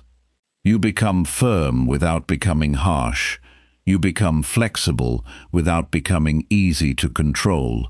You become considerate without ignoring your own responsibilities. And each time you make a clear decision and live with it calmly, you strengthen the habit of trusting your own judgment. Chapter 6. Stop expecting everyone to approve you. You can spend years making reasonable choices and still find people who disagree with you. Approval is not a reliable measure of whether your life is moving in the right direction. A person can work honestly and still be criticized. A person can make a careful decision and still disappoint someone. A person can improve their life and still hear that they have changed too much. The sooner you understand this, the less time you waste trying to earn approval from people who were never responsible for your decisions. The need for approval often begins quietly. You make a choice and immediately look at other people's reactions. You notice whether they smile. You listen for hesitation in their voice. You check whether they agree with your plan. You may even change your decision before anyone directly asks you to change it. This can happen so quickly that you mistake social approval for good judgment. The two are not the same. A useful way to understand approval is to separate feedback from permission. Feedback gives you information that can help you improve. Permission asks whether someone else allows you to make a decision that belongs to you.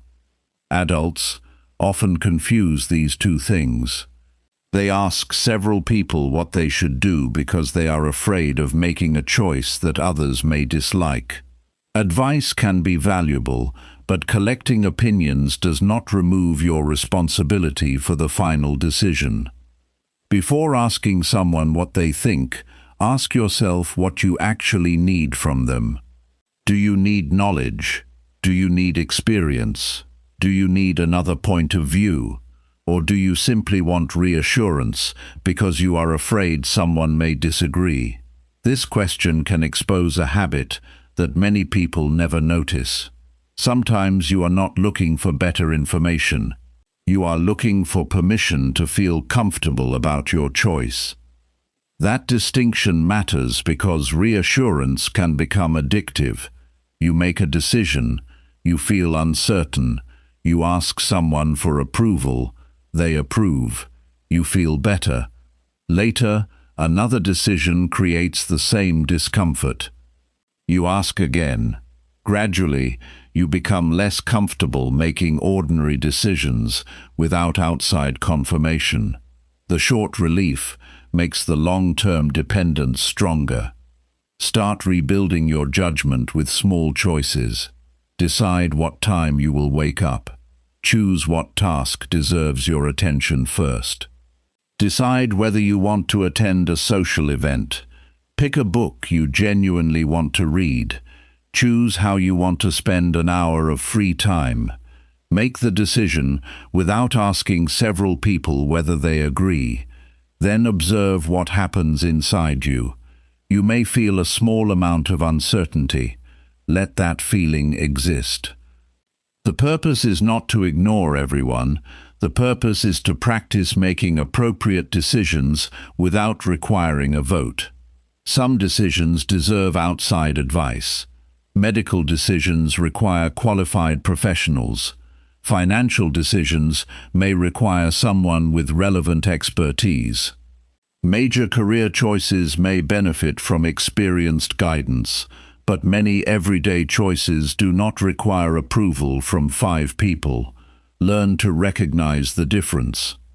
Another reason approval becomes powerful is that people often attach their identity to other people's reactions. Someone says they dislike your choice, and you hear that they dislike you. Someone disagrees with your opinion, and you feel personally rejected. Someone does not invite you somewhere, and you assume you are not valued. This turns ordinary social events into judgments about your entire identity. Separate the event from the meaning. A person can disagree with one decision and still respect you. A friend can be busy and fail to respond quickly without rejecting you. A co-worker can prefer another method without believing that you are incapable. A family member can have different priorities without those priorities becoming a verdict on your character. Accurate thinking requires you to avoid creating a larger story from a small event. You can practice this by changing the language you use with yourself. Instead of saying that everyone hates my decision, say that one person disagrees with my decision. Instead of saying that nobody respects me, identify the specific behavior that made you feel that way. Instead of saying that I embarrassed myself, identify what actually happened. More precise language reduces unnecessary emotional pressure because it keeps your attention close to facts. There is another uncomfortable truth. The more visible your choices become, the more opinions you will receive. If you start exercising regularly, someone may tell you that you are wasting your time. If you become more disciplined with money, someone may call you too careful. If you stop joining every social activity, someone may say you have become distant. Their reaction may simply reflect their own preferences. Your decision still needs to be judged by its results and by whether it fits your values. This is why personal standards are essential. Decide what matters to you before asking whether other people approve. Consider your responsibilities. Consider your long-term goals. Consider the cost of the decision.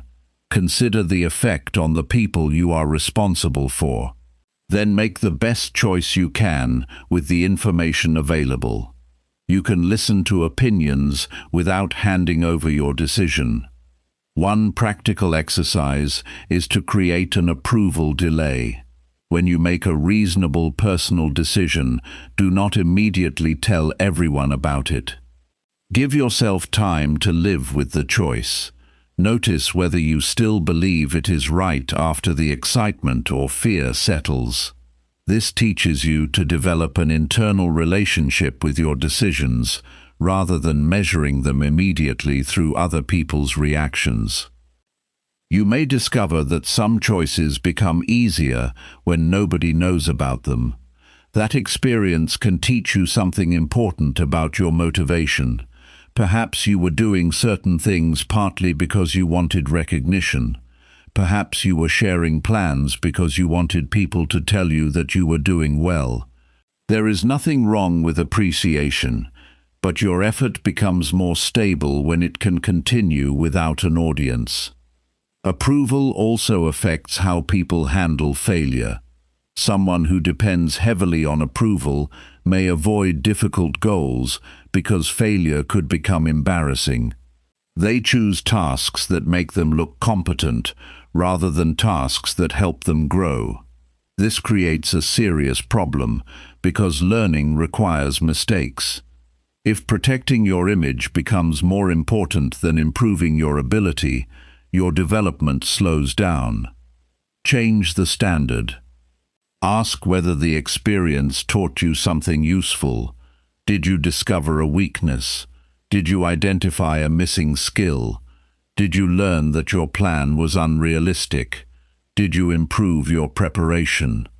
A failed attempt can provide valuable information.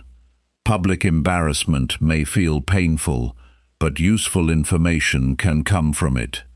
You do not need everyone to approve of your performance before you are allowed to learn. You should also stop explaining every personal decision. Explanation is useful when another person is directly affected by your choice. It becomes unnecessary when you are simply trying to prevent someone from judging you. Long explanations often reveal anxiety because you are trying to make the other person agree before you feel safe about your decision. Give yourself permission to use simple language. You can say that this is what works for you. You can say that you have decided to take a different approach. You can say that you understand their preference, but have chosen another option. You do not need to attack their choice. You do not need to prove that yours is superior. You simply need to communicate your decision honestly. This becomes especially important with people who are used to your approval seeking. They may notice that you no longer ask for permission before every choice. They may ask why you are different. They may interpret your independence as arrogance. Stay open to useful feedback, but do not return to old behavior simply because someone is uncomfortable with the change. There is a simple test for healthy independence. Can you hear disagreement without immediately changing your decision? Can you accept praise without becoming dependent on more praise? Can you make a mistake without hiding it? Can you make a good choice without announcing it? Can you allow someone to misunderstand you without spending hours trying to correct the misunderstanding? These abilities show that your self-evaluation is becoming more stable. Do not confuse independence with refusing all advice. That creates another problem. A person who never listens becomes difficult to teach. The goal is not to become immune to criticism. The goal is to become selective about whose opinions deserve serious consideration. Listen to people who have knowledge, experience, honesty, and a genuine interest in your improvement. Be cautious about opinions that are based mainly on jealousy, habit, personal preference, or incomplete information. You can make this practical by keeping an advice record. When someone gives you strong criticism, write down what they actually said. Then write what evidence supports it. Write whether the person understands the subject. Write whether the same issue has appeared in your own observations. After reviewing the information, decide whether the feedback requires action. This prevents an emotional comment from becoming a permanent belief about yourself. Another useful practice is to notice who you become around different people. Around one person you may speak freely. Around another you may constantly check your words. Around one friend you may share ideas without fear. Around another you may agree with everything. This difference can reveal where your approval seeking is strongest.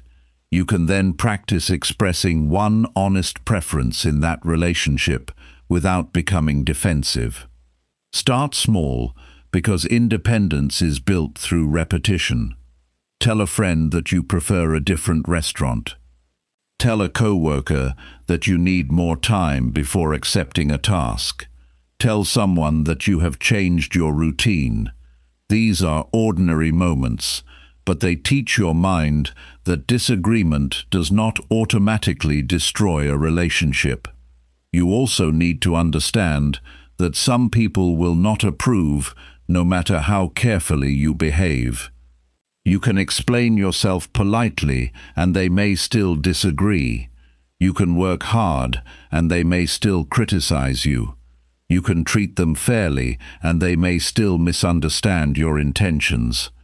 Trying to solve this problem through better performance can consume your entire life because the standard keeps changing. That is why you need a stopping point. Ask whether you have acted responsibly. Ask whether you have communicated honestly. Ask whether you have corrected legitimate mistakes. Once those questions have been answered, stop trying to control the other person's opinion. Their final judgment is outside your authority. This does not mean you become careless about your reputation. Your reputation matters because your behavior affects relationships and opportunities. Protect it through consistent conduct rather than constant explanation. Arrive when you say you will. Keep agreements. Do quality work. Admit mistakes. Treat people fairly. Over time, these actions provide stronger evidence of character than attempts to convince people that you are a good person. Approval can also become a problem in personal appearance. People may dress differently because they fear being judged. They may avoid trying something new because someone might laugh. They may hide interests that matter to them because those interests do not fit the expectations of their social group. You do not need to become deliberately different. You need to stop rejecting your own preferences merely because they may not receive applause. Ask yourself whether the choice is responsible and whether it reflects who you want to be. If the answer is yes, another person's lack of enthusiasm may not require a change. This is particularly important when developing new habits. Early progress is often private. You may not look different immediately. You may not receive compliments. The value of the habit comes from what it changes in your behavior over time. There is also a lesson about praise. Praise can be useful, but it can become a distraction when you begin working mainly to receive it. You may choose visible tasks over important tasks. You may announce every small achievement. You may become frustrated when people do not notice your effort. A healthier approach is to enjoy appreciation without depending on it. Let your satisfaction come partly from knowing that you kept your standard. At the end of each day, ask yourself what you did that deserves your own respect. Maybe you completed work that nobody saw. Maybe you kept a promise. Maybe you controlled your temper. Maybe you practiced a difficult skill.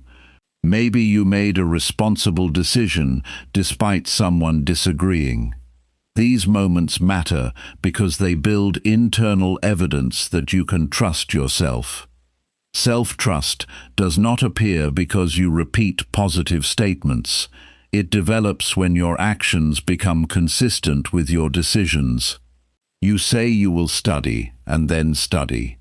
You say you will save money and then protect that money.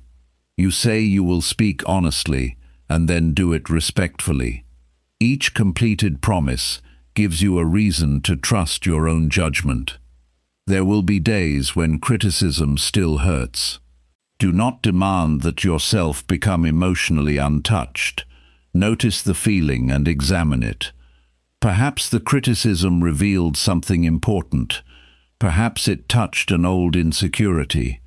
Perhaps you simply dislike being misunderstood. Identify the reason before deciding what to do. Understanding your reaction is more useful than pretending you did not have one. The more you practice this, the more selective your attention becomes. You stop checking every face for approval. You stop changing plans because someone made a negative comment. You stop asking everyone to confirm your choices. You begin listening more carefully because you no longer need every opinion to produce a comfortable feeling. Your life needs standards that remain steady when applause disappears. Choose them carefully. Let them guide your work, relationships, spending, habits, and personal conduct. Review them often. Change them when experience proves that they are wrong.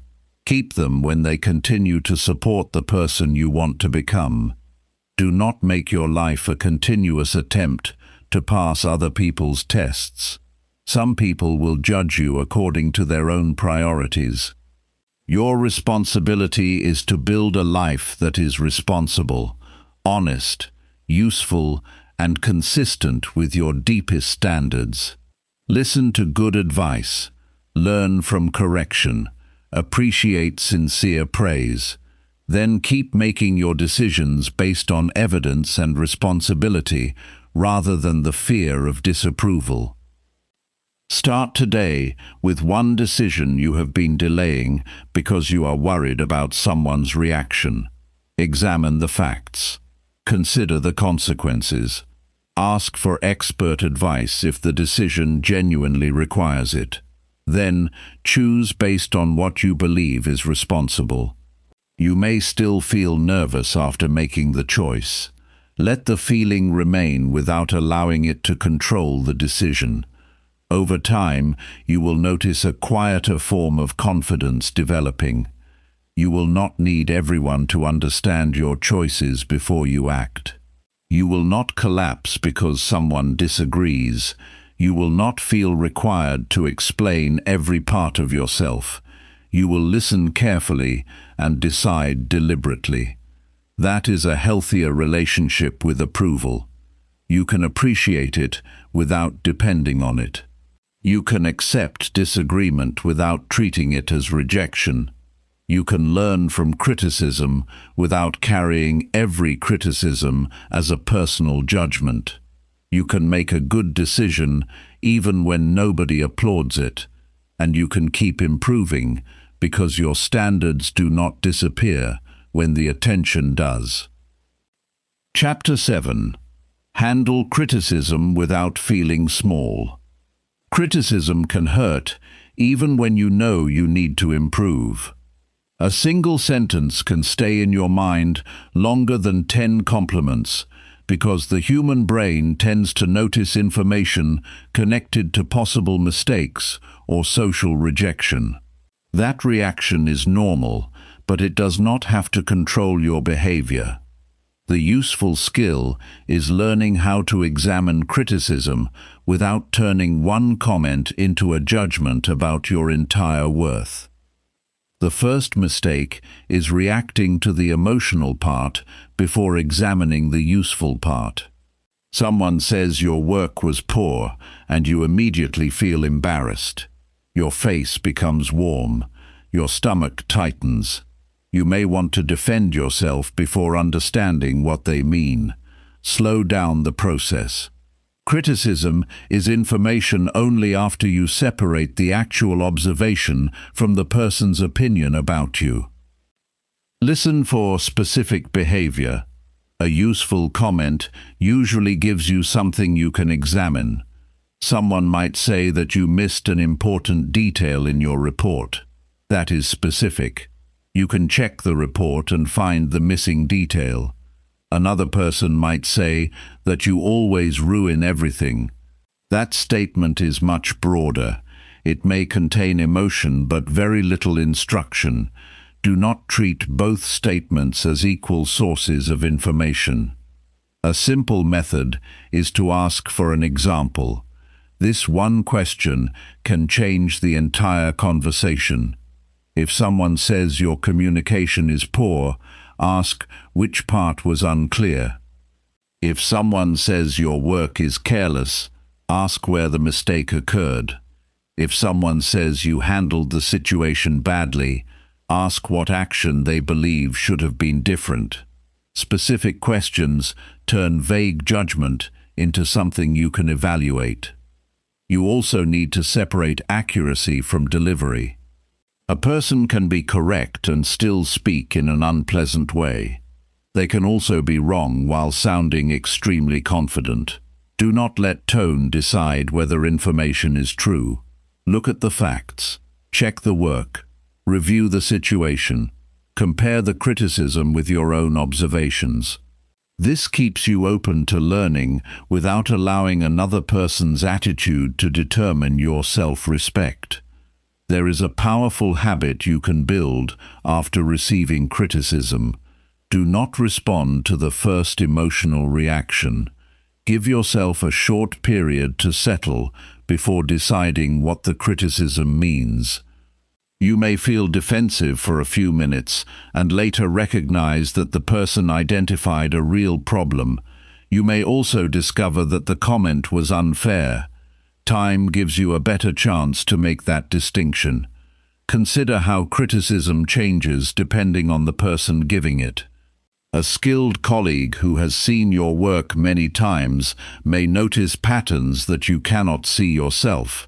Their feedback deserves serious attention. A stranger who sees one small part of your life has much less information. Someone who repeatedly insults people may also have a poor way of communicating feedback. The source matters because information quality depends partly on experience and knowledge. This does not mean you should only accept criticism from people you like. Sometimes a person you dislike can identify a real weakness. Your job is to take the useful information without taking the hostility personally. That is a difficult skill, but it can save you from a common mistake. People sometimes reject good advice simply because they dislike the person delivering it. Use a private test. Ask whether the criticism points to something observable. Ask whether there is evidence. Ask whether you can identify a behavior that could be changed. Ask whether other trustworthy people have noticed something similar. Ask whether the issue has appeared more than once.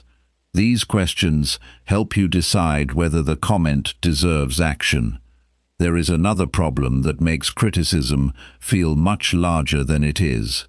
People often convert a behavior into an identity. You make a mistake and say that you are stupid. You lose your temper and decide that you are a bad person. You perform poorly once and conclude that you are incapable. This is inaccurate thinking because behavior can change while identity is much broader. Replace identity judgments with behavior descriptions. Do not say that you are terrible at communication. Say that you interrupted 3 times during that conversation. Do not say that you are irresponsible.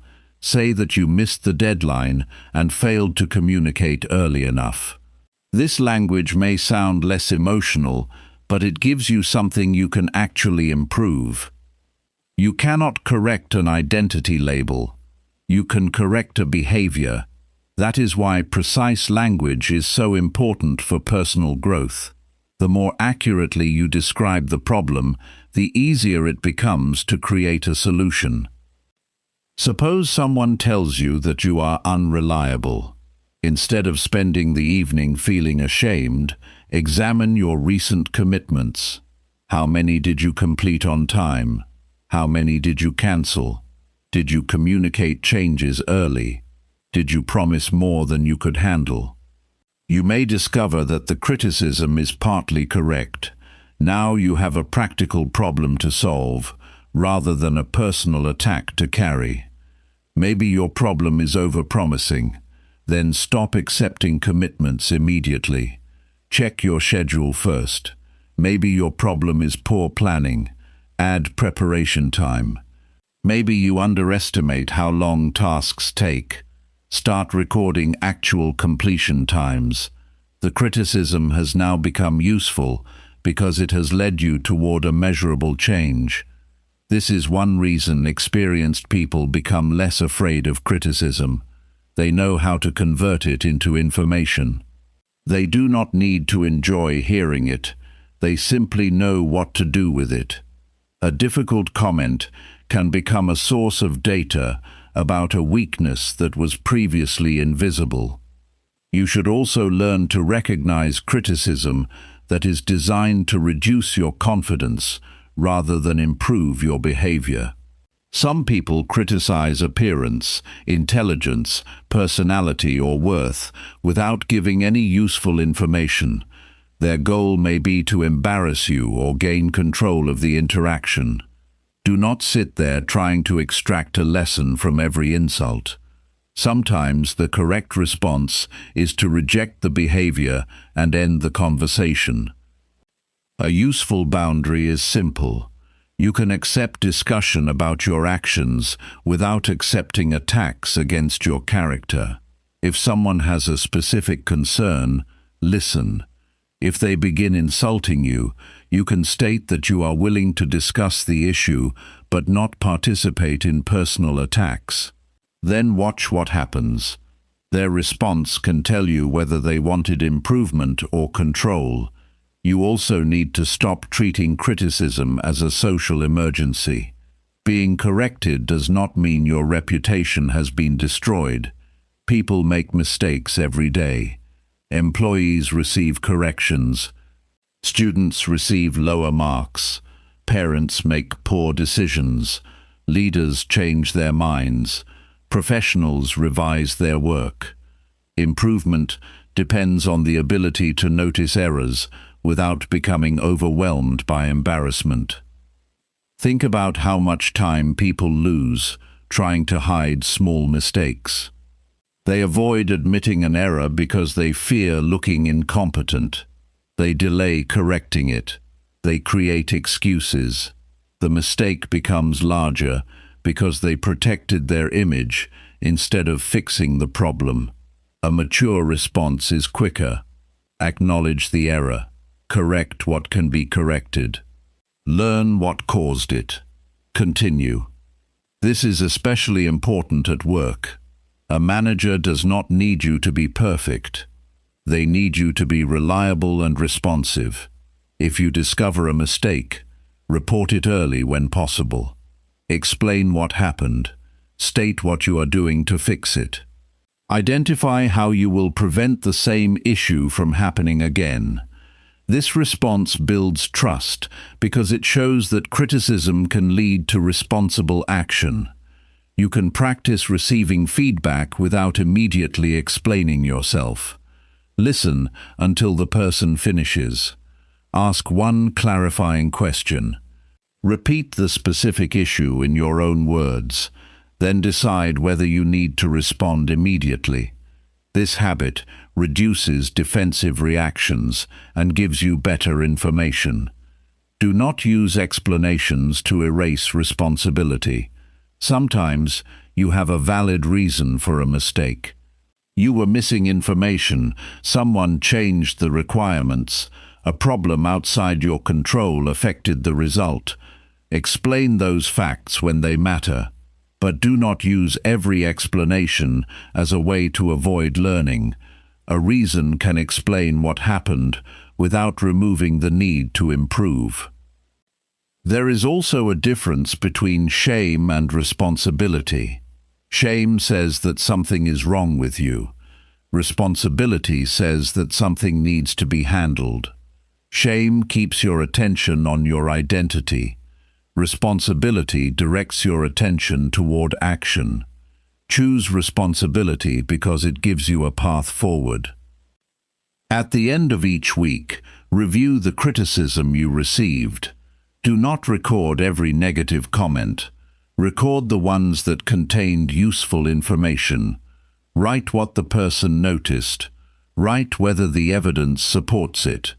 Write the behavior you want to change. Then choose one small action for the following week. For example, if several people mention that you interrupt, do not simply promise to become a better listener. Create a measurable rule. During your next 3 conversations, wait until the other person finishes before responding. Take a brief breath before speaking. Notice whether the conversation changes. You have turned an abstract criticism into a behavior experiment. This method works because improvement becomes easier when the target is visible. You cannot directly measure confidence. You can measure whether you asked a question instead of becoming defensive.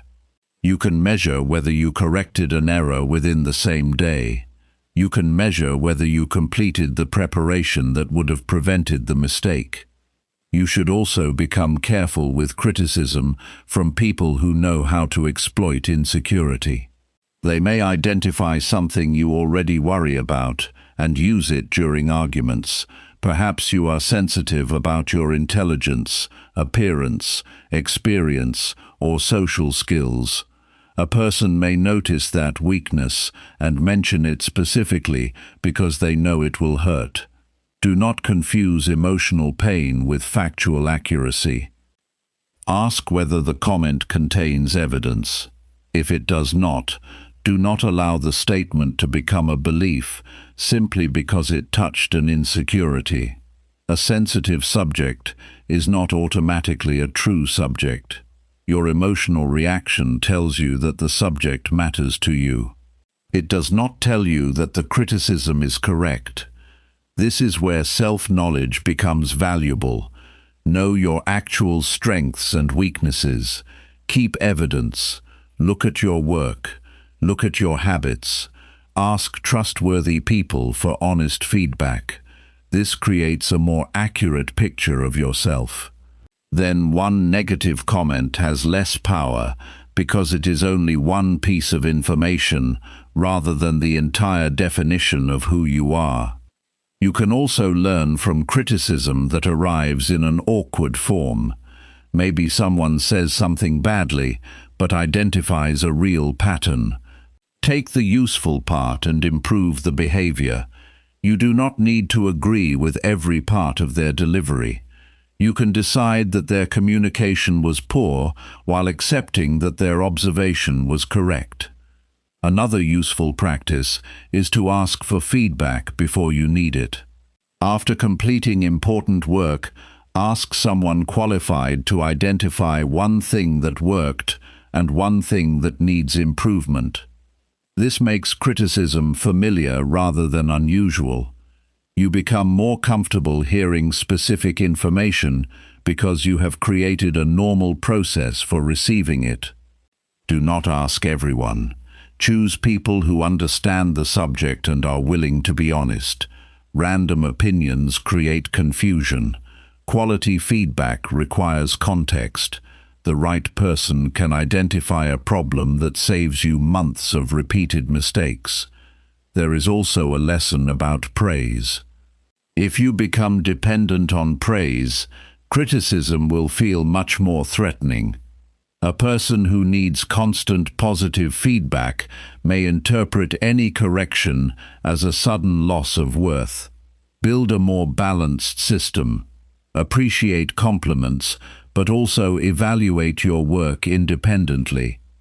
Ask whether the result meets the standard you set before anyone comments. Your own evaluation should be honest but not cruel.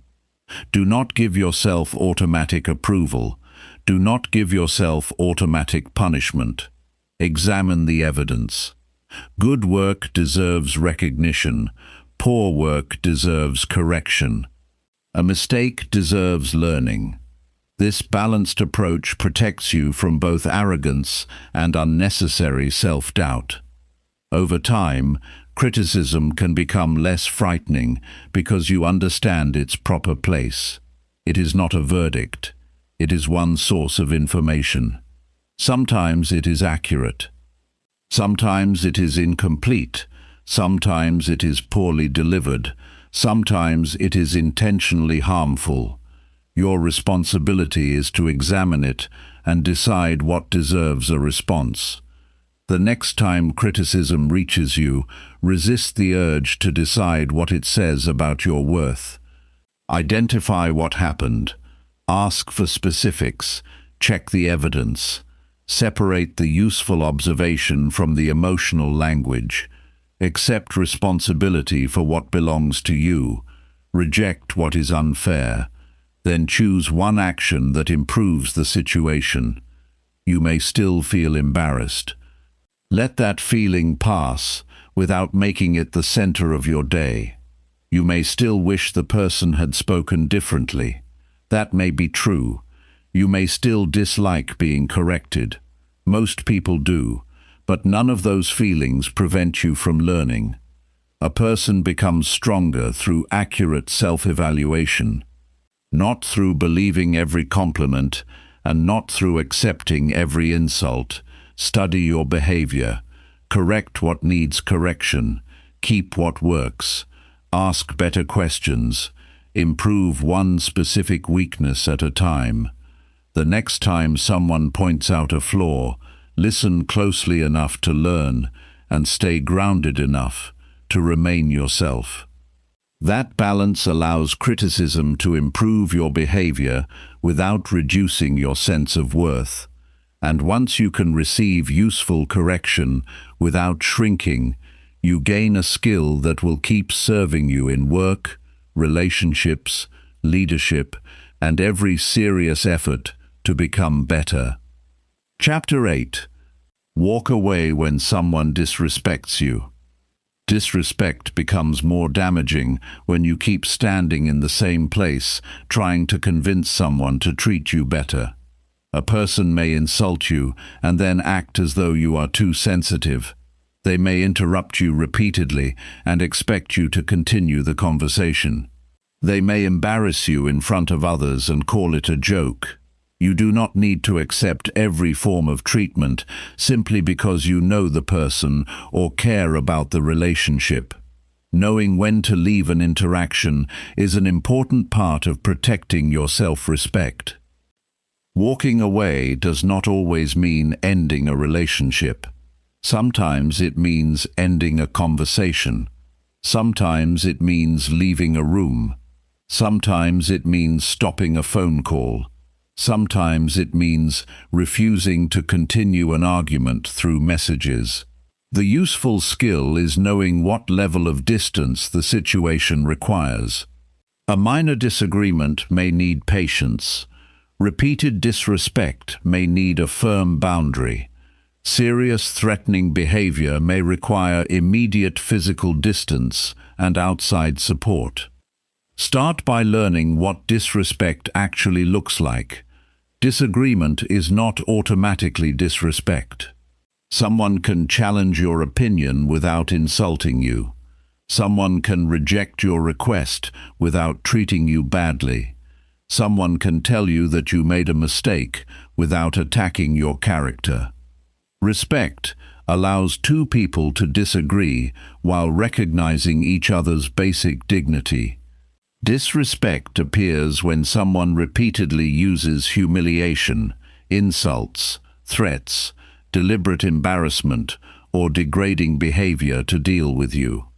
This difference matters because some people leave every uncomfortable conversation and call it self-respect.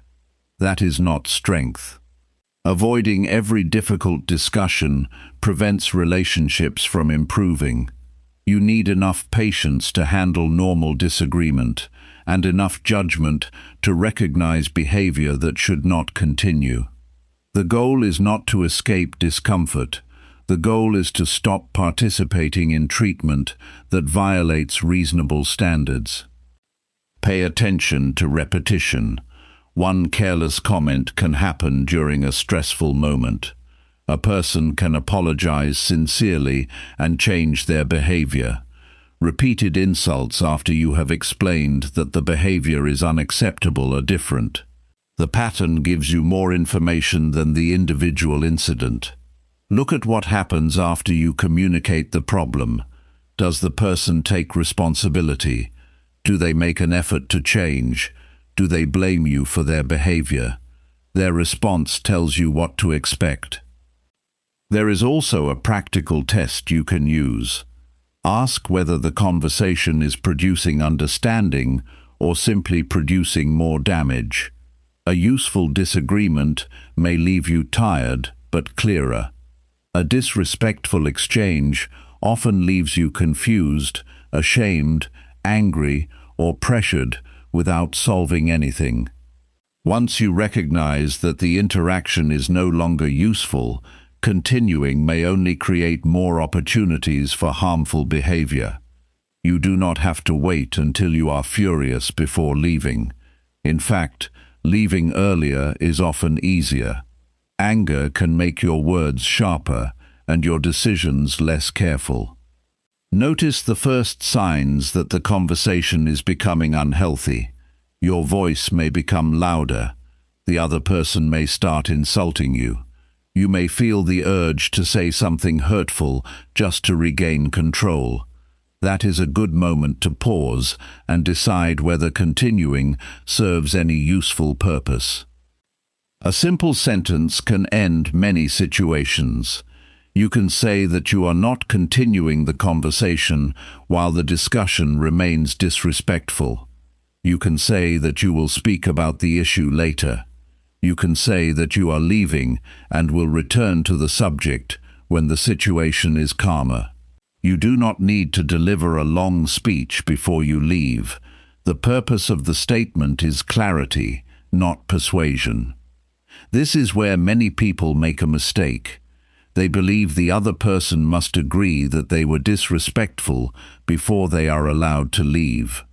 That creates a problem because someone behaving disrespectfully may never agree with your assessment. You are allowed to make a decision about your participation without obtaining their approval. Your boundary does not require their signature. There is a difference between explaining a boundary and arguing about it. Explain it once when necessary. If the person responds with more insults, repeating the same argument rarely improves the situation. Leave the interaction. You can discuss the issue later if the conditions become reasonable. This protects your dignity without turning the boundary into another conflict. Your physical safety deserves a separate standard. If someone threatens you, blocks your movement, becomes physically aggressive, or creates a situation where you believe you may be harmed, the priority is not winning the conversation. Create distance. Move toward a safer place. Contact someone you trust, or appropriate local emergency support when necessary. Self-respect includes knowing that some situations should not be handled through verbal strength alone. For ordinary disrespect, however, your main task is emotional control. Do not leave dramatically just to make the other person feel guilty. Do not slam doors. Do not send an angry message afterward. Do not post about the situation publicly. Those actions can keep you emotionally connected to the conflict even after you physically leave. Leave because you have decided that continued participation is not useful. You should also examine why walking away may feel difficult. Some people fear that leaving makes them look weak. Others worry that the person will tell everyone a different version of the story. Some believe they must defend themselves until the other person admits they were wrong. These fears can keep you in conversations long after the useful part is over. You do not need to control the story everyone hears. Your consistent behavior matters more than one person's description of an argument. People who know you well can judge your character over time. A single person's accusation does not erase years of conduct. Protect your reputation through your behavior rather than chasing every rumor or misunderstanding. Another reason people tolerate disrespect is fear of losing the relationship. This is especially difficult when the person is important to you. You may think that accepting one more insult will preserve peace, but repeated tolerance can create a relationship where one person learns that the other will remain available regardless of treatment. The issue is not that you should leave everyone who makes a mistake. The issue is whether the relationship allows correction and change. A healthy relationship can survive a boundary. Someone may be embarrassed after you point out their behavior. They may need time to process it. They may even disagree with your interpretation. What matters is whether they can eventually discuss the issue without repeating the same disrespect. Relationships become healthier when both people can adjust their behavior after receiving clear feedback.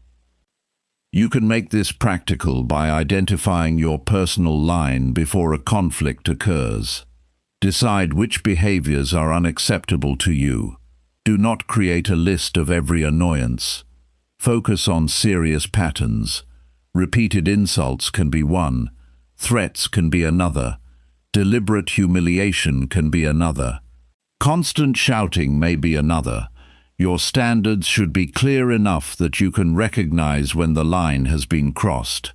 Once the line is clear, decide what action follows. A boundary without an action is often only a request.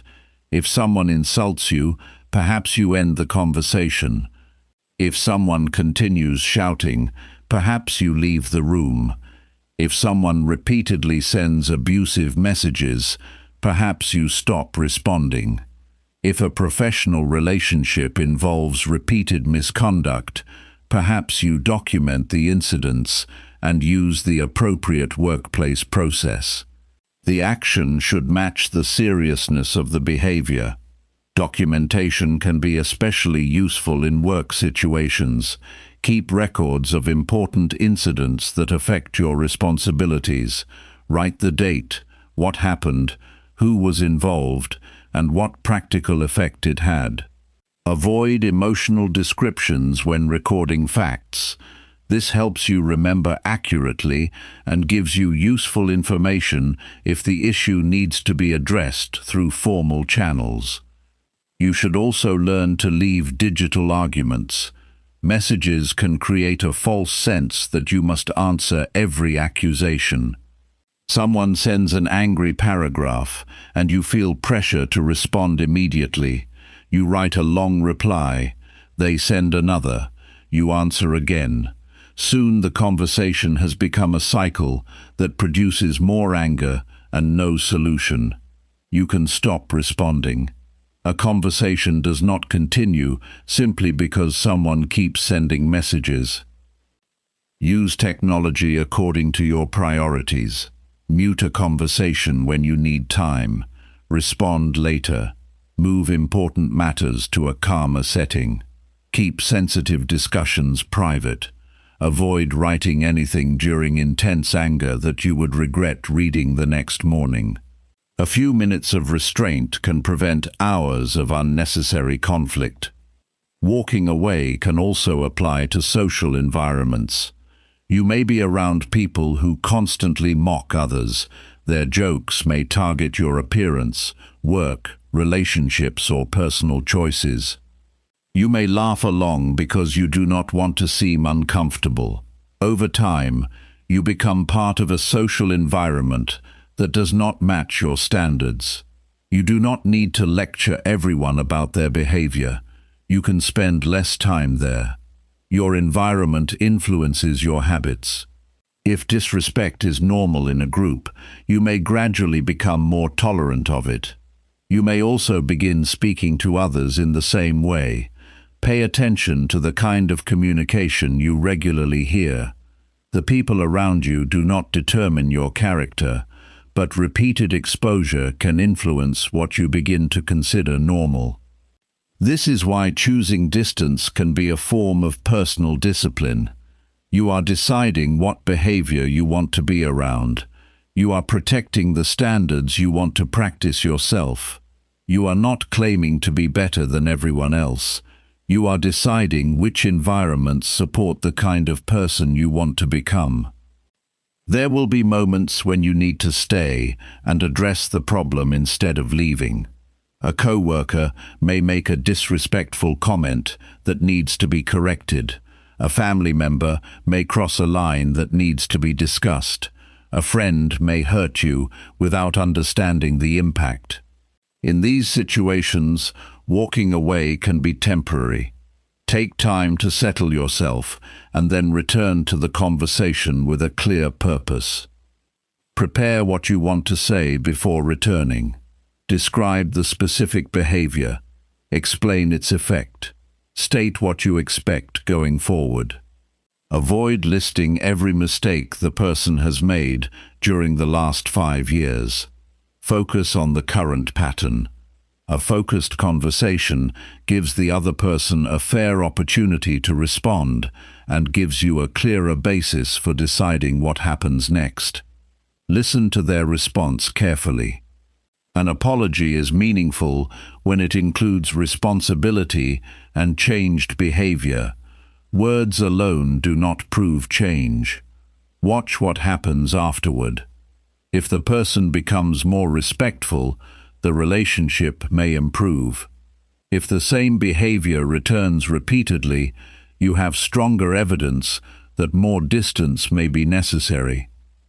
Do not confuse forgiveness with continued access. You can forgive someone and still decide that the relationship needs distance. You can understand why someone behaved badly without agreeing to experience the behavior again. Understanding can reduce resentment. It does not require you to remove every boundary. You should also avoid using walking away as a punishment. Do not disappear simply to make someone panic. Do not use silence to force an apology. Do not create uncertainty to gain control. A healthy exit is clear enough that the other person understands you are stepping away from the interaction rather than playing a game. This distinction protects your own character. You are learning to leave without becoming cruel. You can say what you need to say and then stop. You can protect yourself without humiliating the other person. You can choose distance without turning the situation into a public performance. There is an emotional phase that often comes after leaving. You may replay the conversation. You may wonder whether you should have said more. You may imagine better responses. You may feel guilty. Give yourself time to settle before making another decision. Write down the facts and your reasons for leaving. This can help you distinguish regret from a genuine need to reconsider.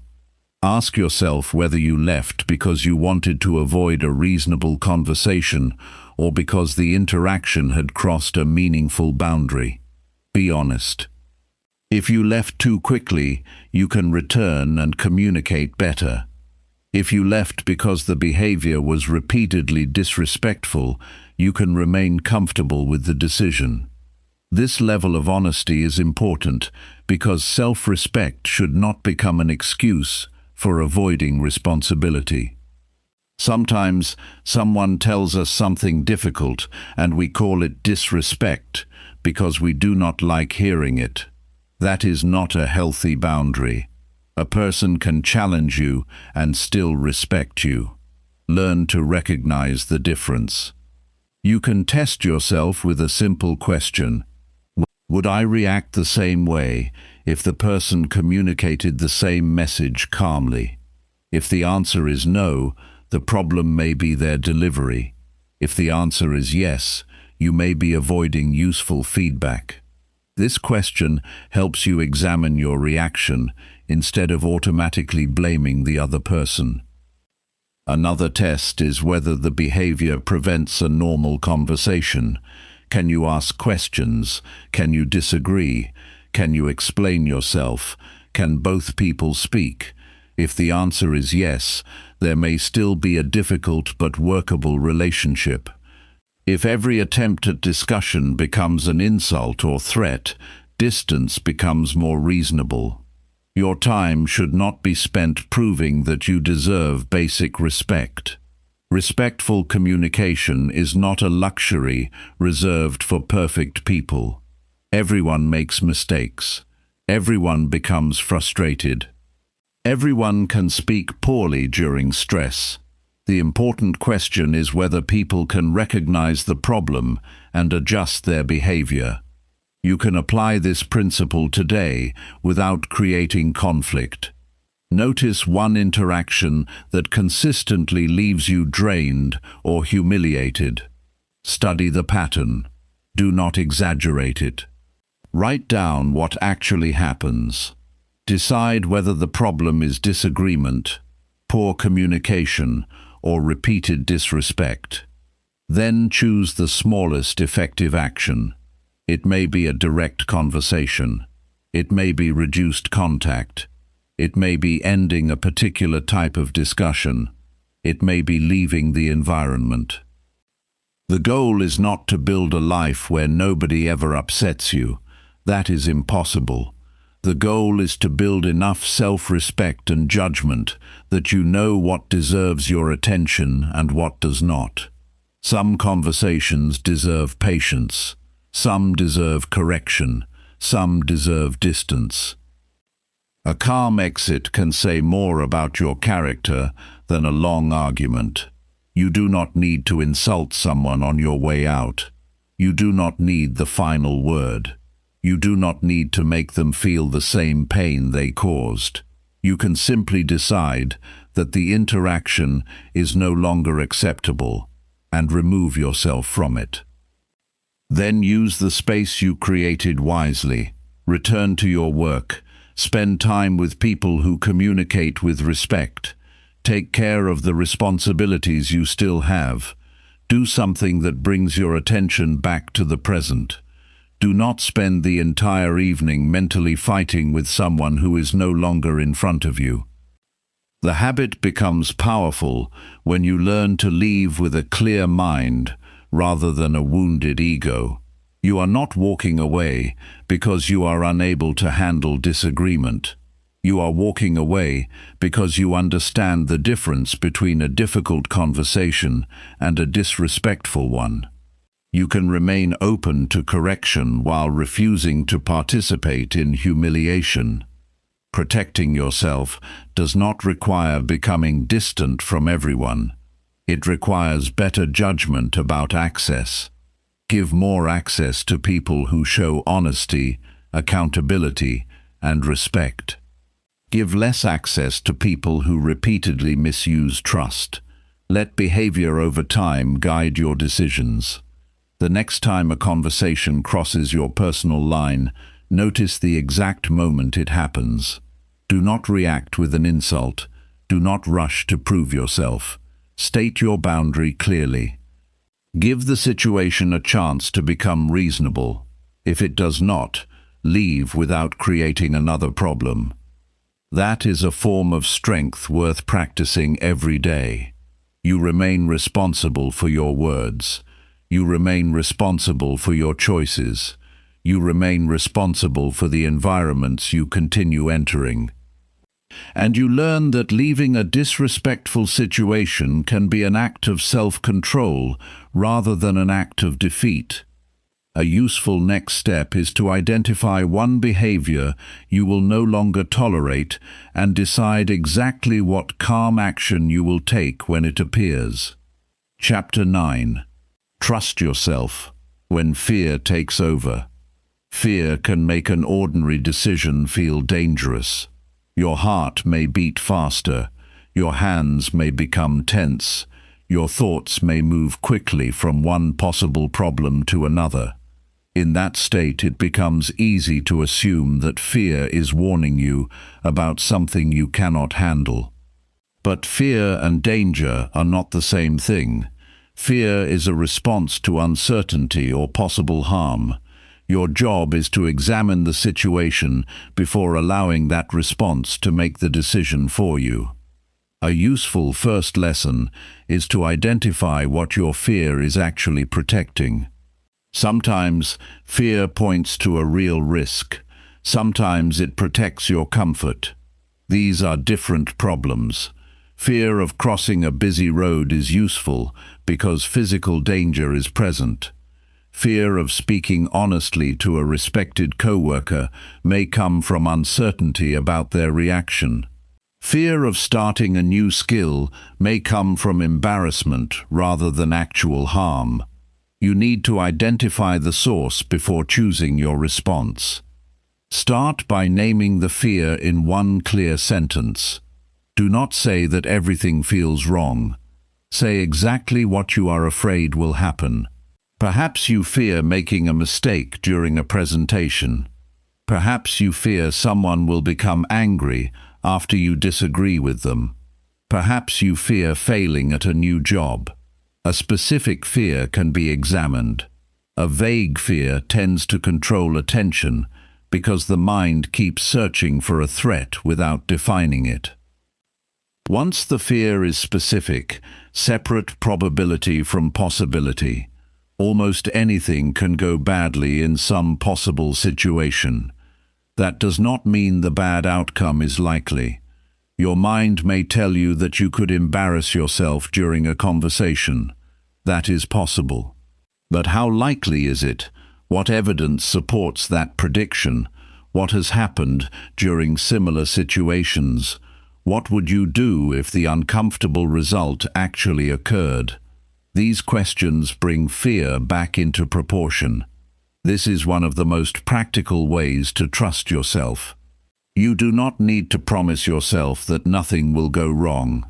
You need confidence that you can respond if something does go wrong. That is a much stronger form of confidence because it does not depend on perfect conditions. Consider a person who is nervous about applying for a better job. Their fear may say that rejection will prove they are not capable. A more accurate view is that rejection gives limited information about one application. The position may have had another candidate with different experience. The company may have chosen someone internally. The timing may have been wrong. The person can still improve their application and apply again. Once the result is separated from identity, action becomes easier. Trust grows through evidence. You cannot simply demand that yourself trust your judgment. You build trust by making decisions and observing the results. Keep small promises to yourself. Complete the task you said you would complete. Prepare before an important conversation. Arrive on time. Follow through on a commitment. Each action provides evidence that your decisions can be supported by behavior. Fear often becomes stronger when you have little evidence about your own ability. A person who has never handled conflict may feel intense fear before a difficult conversation. After handling several conversations responsibly, the fear may become more manageable. The goal is not necessarily to eliminate nervousness. The goal is to increase your ability to function while nervous. This is why gradual exposure is useful. Do not wait for a moment when you feel completely ready. Practice smaller versions of the difficult behavior. Speak up once during a meeting. Ask one direct question. Express one honest preference. Make one decision without asking several people for approval. Each successful experience gives your mind new information about what you can handle. There is another important distinction between preparation and avoidance. Preparation reduces genuine risk. Avoidance only reduces discomfort for the moment. Preparing for a presentation by practicing your opening is useful. Refusing to give the presentation because you feel nervous is avoidance. Checking important facts before making a decision is preparation. Delaying the decision for months because you want absolute certainty is avoidance. Ask yourself what action would improve your ability to handle the situation. Then do that action. Fear often becomes smaller after preparation because uncertainty has been reduced. You know what you will say. You know what information you need. You know what your next step will be. You may still feel nervous, but the nervousness no longer has to run the entire process. You should also watch the physical side of fear. A tense body can make your thoughts feel more urgent. Your breathing may become shallow. Your shoulders may rise. Your jaw may tighten.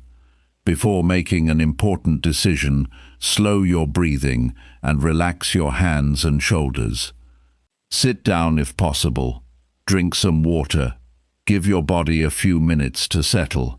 This does not solve the problem, but it can improve your ability to evaluate it. Do not make every decision during the strongest emotional moment. Fear can narrow attention. You may notice only the worst possible outcome and ignore ordinary alternatives. Give yourself enough time to gather information when the situation allows it. Some decisions require immediate action, especially genuine safety issues, but many personal decisions do not require an instant answer. You can create a simple fear review for difficult situations. Write what I fear. Write what I know. Write what I do not know. Write what I can control. Write what I cannot control. Then identify the next useful action. This process forces your attention away from vague worry and toward practical judgment. The question of control deserves special attention. You cannot control whether another person approves of you. You cannot control whether every application succeeds. You cannot control whether someone misunderstands you. You can control how prepared you are. You can control whether you speak honestly. You can control whether you correct a mistake. You can control whether you keep learning after a setback. Fear often grows when you spend energy trying to control things that belong to other people. You may rehearse how someone will react to your decision. You may imagine every possible criticism. You may try to find the perfect words that guarantee a positive response. That effort can become exhausting because no sentence can control another person's emotions. Instead, prepare your own behavior. Decide what you will say. Decide what you will not say. Decide what evidence you need. Decide what action you will take if the person disagrees. This gives you a plan without pretending that you can control the outcome. Trusting yourself also requires admitting that you can make poor decisions. This may sound uncomfortable, but it is important. Self-trust does not mean believing that every decision you make will be correct. It means believing that you can recognize mistakes and respond responsibly. A person who thinks they must always be right will hide errors. A person who trusts themselves can admit an error without feeling destroyed by it. Look at your past mistakes differently. Instead of asking, "Why did I do that?" ask, "What information was missing? What assumption was wrong? What warning sign did I ignore? What pressure influenced me? What would I do differently now?" These questions turn regret into instruction. You should also be careful about confusing confidence with certainty. Certainty says that you know exactly what will happen. Confidence says that you can act responsibly despite incomplete information. Most meaningful decisions involve uncertainty.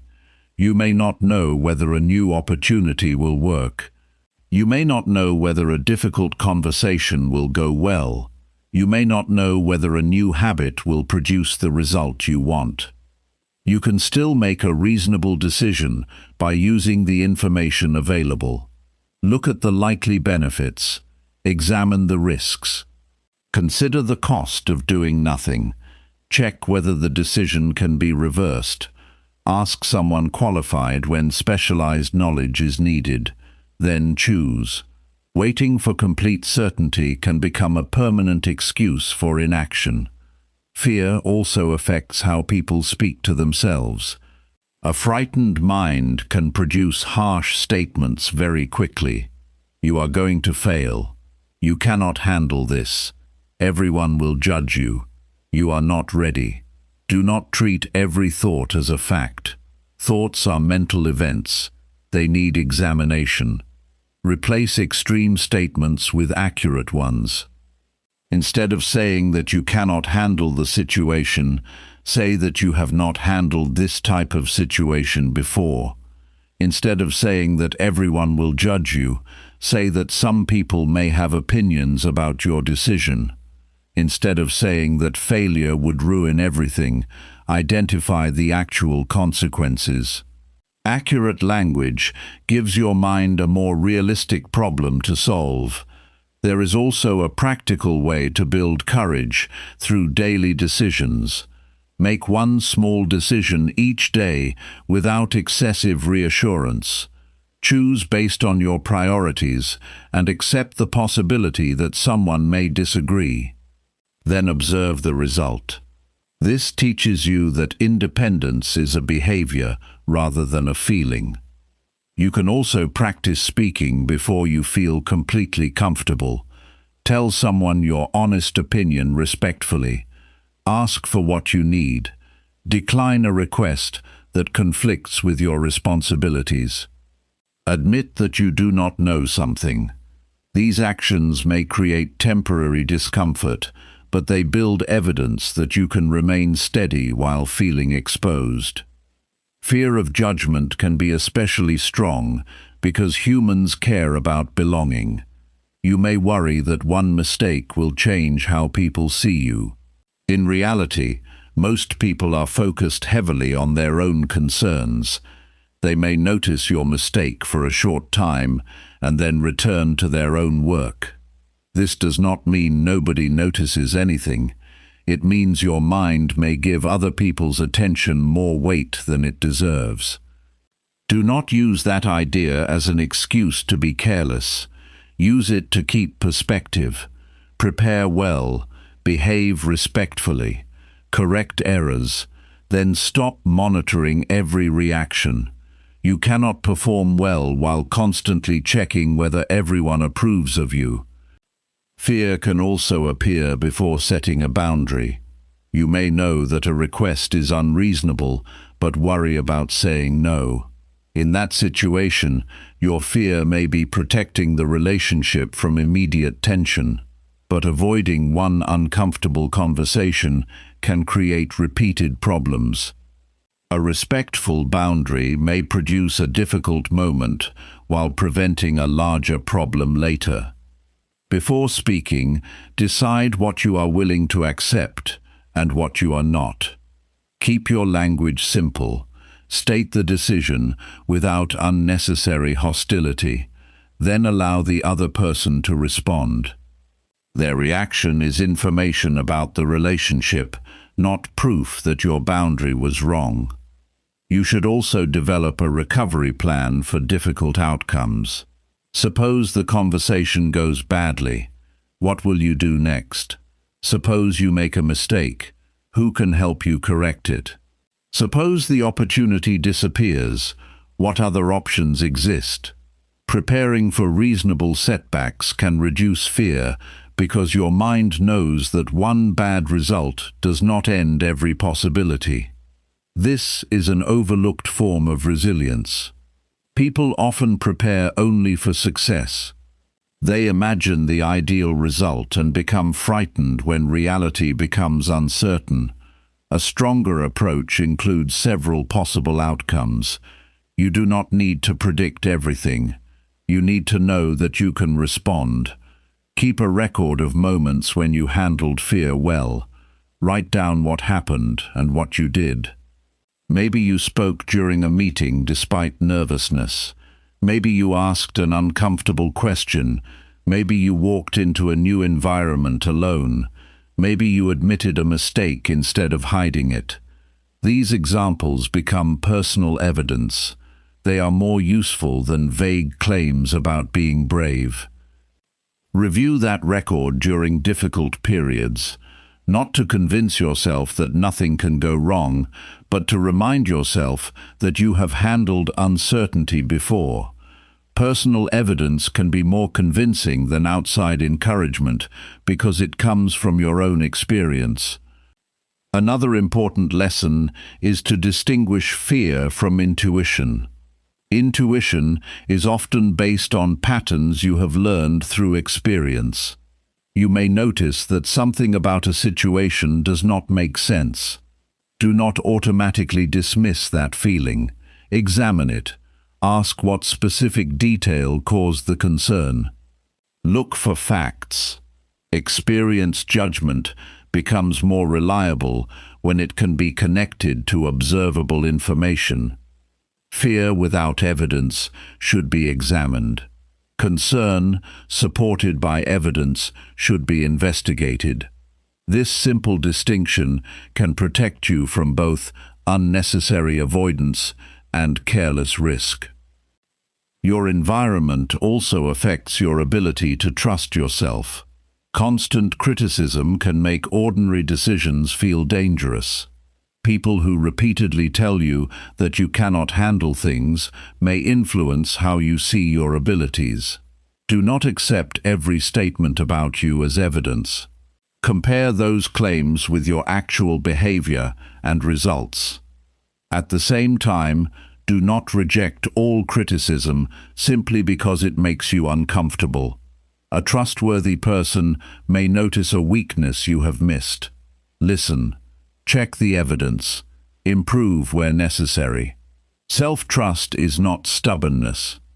It is the ability to evaluate information without surrendering your judgment. You can build this skill through a daily 5-minute review. Write one decision you made that day. Record why you made it. Record what information you used. Record the result. Then ask whether your reasoning was sound. This exercise trains judgment because you begin studying your own decision process rather than judging yourself only by outcomes.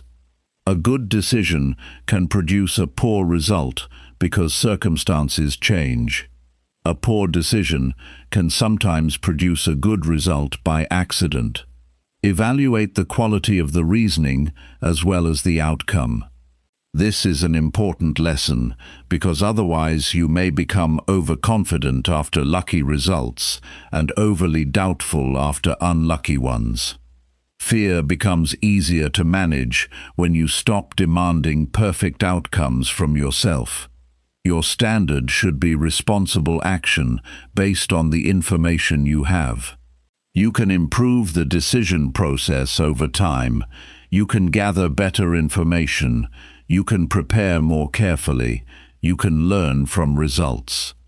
The next time fear takes control, do not immediately fight the feeling. Examine it. Identify the specific threat. Separate possibility from probability. Check the evidence. Decide what you can control. Prepare for the reasonable risks. Then take the next useful action. You may still feel your heart beating faster. You may still notice tension in your hands. You may still wonder how other people will react. None of those sensations require you to abandon your judgment. You can carry the feeling and continue with the action that your evidence supports. Trust is built in these ordinary moments. You trust yourself because you have practiced thinking carefully. You trust yourself because you have kept promises. You trust yourself because you have corrected mistakes. You trust yourself because you have survived uncomfortable conversations and learned from them. You trust yourself because you know that fear does not have the final decision. Keep building that evidence every day. Make one responsible choice without excessive reassurance. Take one useful step toward something that makes you nervous. Review what happened without judging yourself harshly. Learn what the experience taught you. Then use that knowledge the next time fear appears. You do not need to become fearless. You need to become more capable while fear is present. That ability changes how you approach work, relationships, difficult conversations, new opportunities, and personal growth. Fear may speak loudly, but careful judgment can speak more clearly. Today, choose one situation you have been avoiding and write down the exact fear behind it. Then identify one small action that reduces the real risk without feeding the avoidance. Take that action and record what you learn. That small record can become the next piece of evidence that you are capable of handling more than fear tells you. Chapter 10. Choose courage when comfort feels safer. Comfort can feel like a sensible choice, even when it is quietly keeping your life unchanged. You may know that a conversation needs to happen, yet keep postponing it. You may want to learn a new skill, yet continue doing only what you already know. You may recognize that a habit is hurting your progress, yet keep returning to it because changing feels difficult. The problem is not comfort itself. Rest matters, stability matters. Familiar routines can protect your energy. The problem begins when comfort becomes the reason you avoid necessary action. Courage is often misunderstood as feeling strong before acting. In everyday life, it usually works differently. You recognize that something matters and act while some discomfort is still present. Your hands may feel tense. Your voice may sound less steady than usual. You may wonder whether your decision will work. Courage does not require perfect confidence. It requires enough judgment to decide that the action is worth the discomfort. Start by identifying where comfort is costing you something. Look at your daily life honestly. Are you delaying a conversation because you fear the other person's reaction? Are you avoiding responsibility because failure could embarrass you? Are you staying in an unhelpful routine because changing it would require effort? Are you keeping your goals small because larger goals might expose your weaknesses? The answers can show you where comfort has become more important than growth. There is a useful distinction between healthy comfort and protective avoidance. Healthy comfort restores you after effort. Protective avoidance keeps you away from situations that could teach you something important. Resting after a demanding day helps you recover. Refusing to learn because you might make mistakes prevents development. Taking a quiet evening can support your health and responsibilities. Repeatedly avoiding every challenging conversation can damage your relationships. The easiest way to see the difference is to examine the result. Ask what this comfortable choice produces over time. If it helps you recover and return stronger, then it serves a useful purpose. If it repeatedly leaves the same problem unresolved, then it deserves closer attention. A choice can feel good today and still create a larger problem next month. Consider procrastination. People often describe it as laziness, but the deeper issue is frequently emotional avoidance. A task may create uncertainty, boredom, fear of failure, or fear of judgment. Your mind looks for something easier to do. You check your phone. You clean something unnecessary. You watch another video. You tell yourself that you will start later. The temporary relief reinforces the delay. The practical solution is not to demand a huge burst of motivation. Reduce the starting point. Open the document. Read the first page.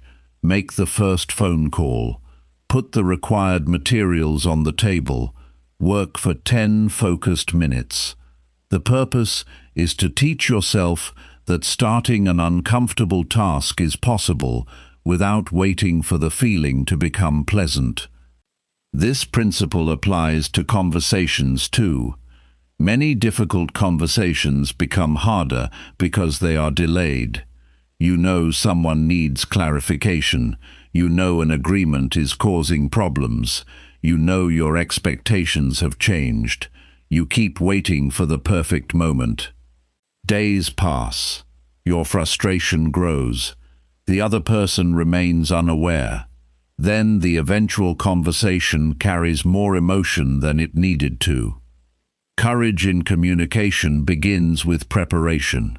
Write down the specific issue. Separate facts from assumptions. Decide what outcome you want.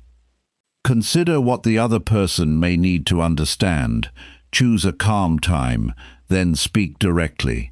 You do not need a perfect speech. You need enough clarity to address the real issue. You should also understand that courage does not mean taking unnecessary risks.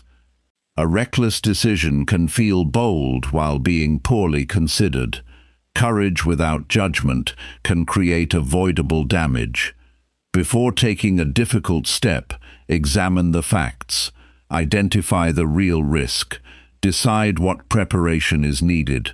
Consider what you will do if the result is not what you expected. Then determine whether the challenge is worth accepting. This is particularly important with major life decisions. Do not quit a job impulsively because you are frustrated one afternoon. Do not spend money you cannot afford simply to prove that you are confident.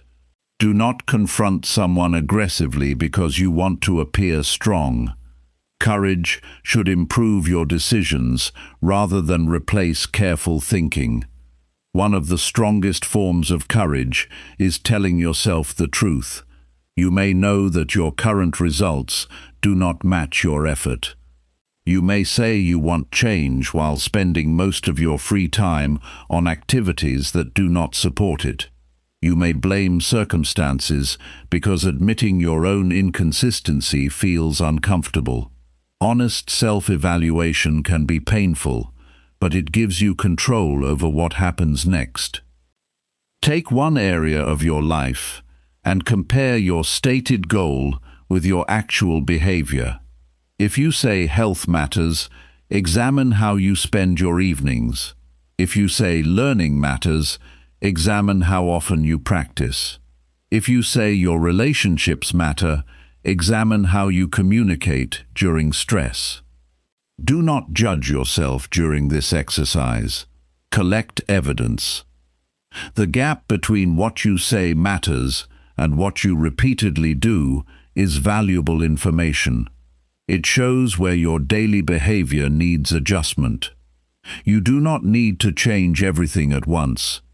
Choose one behavior that has the greatest effect and work on that first. Comfort can also make people dependent on routines that no longer fit their lives.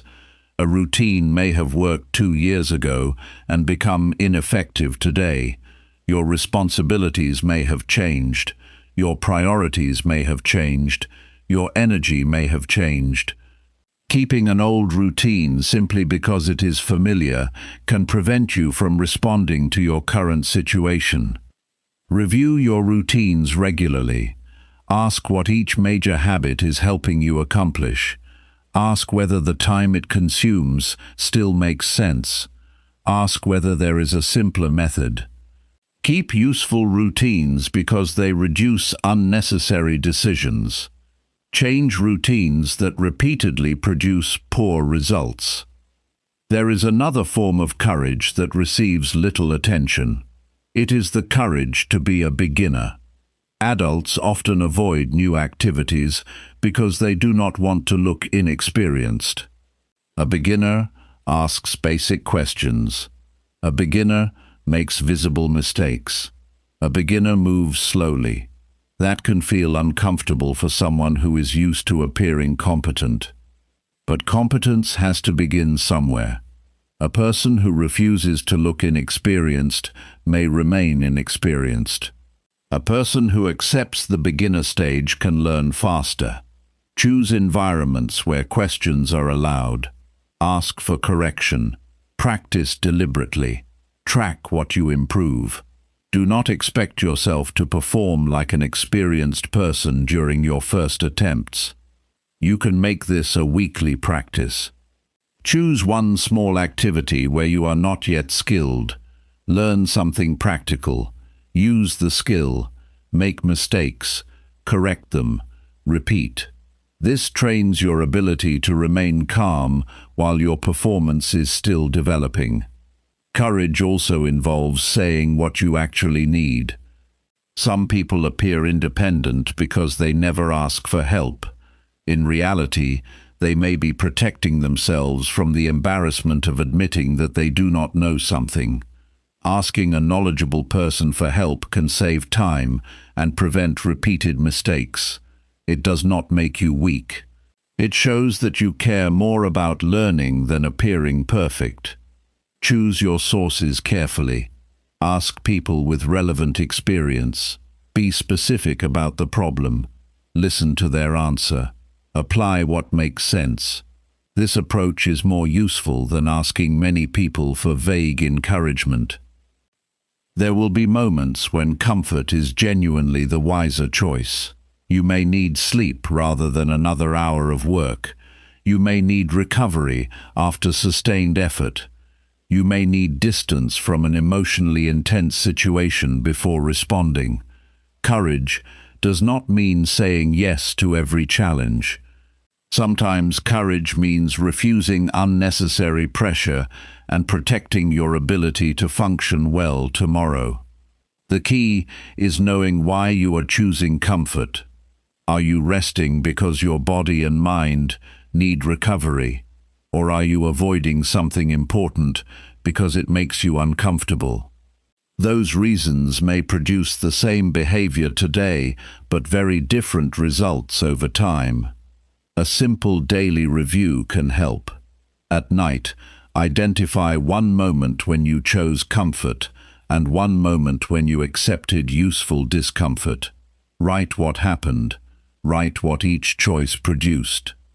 After several weeks, patterns become visible. You may notice that certain forms of avoidance repeatedly create stress later. You may also discover that small acts of courage produce better results than dramatic changes. This creates a more accurate definition of bravery. It is not about dramatic actions. It is often about ordinary choices repeated consistently. Making the phone call you have delayed. Starting the assignment before you feel ready. Asking for clarification instead of pretending to understand. Admitting that you made an error. Setting a reasonable boundary.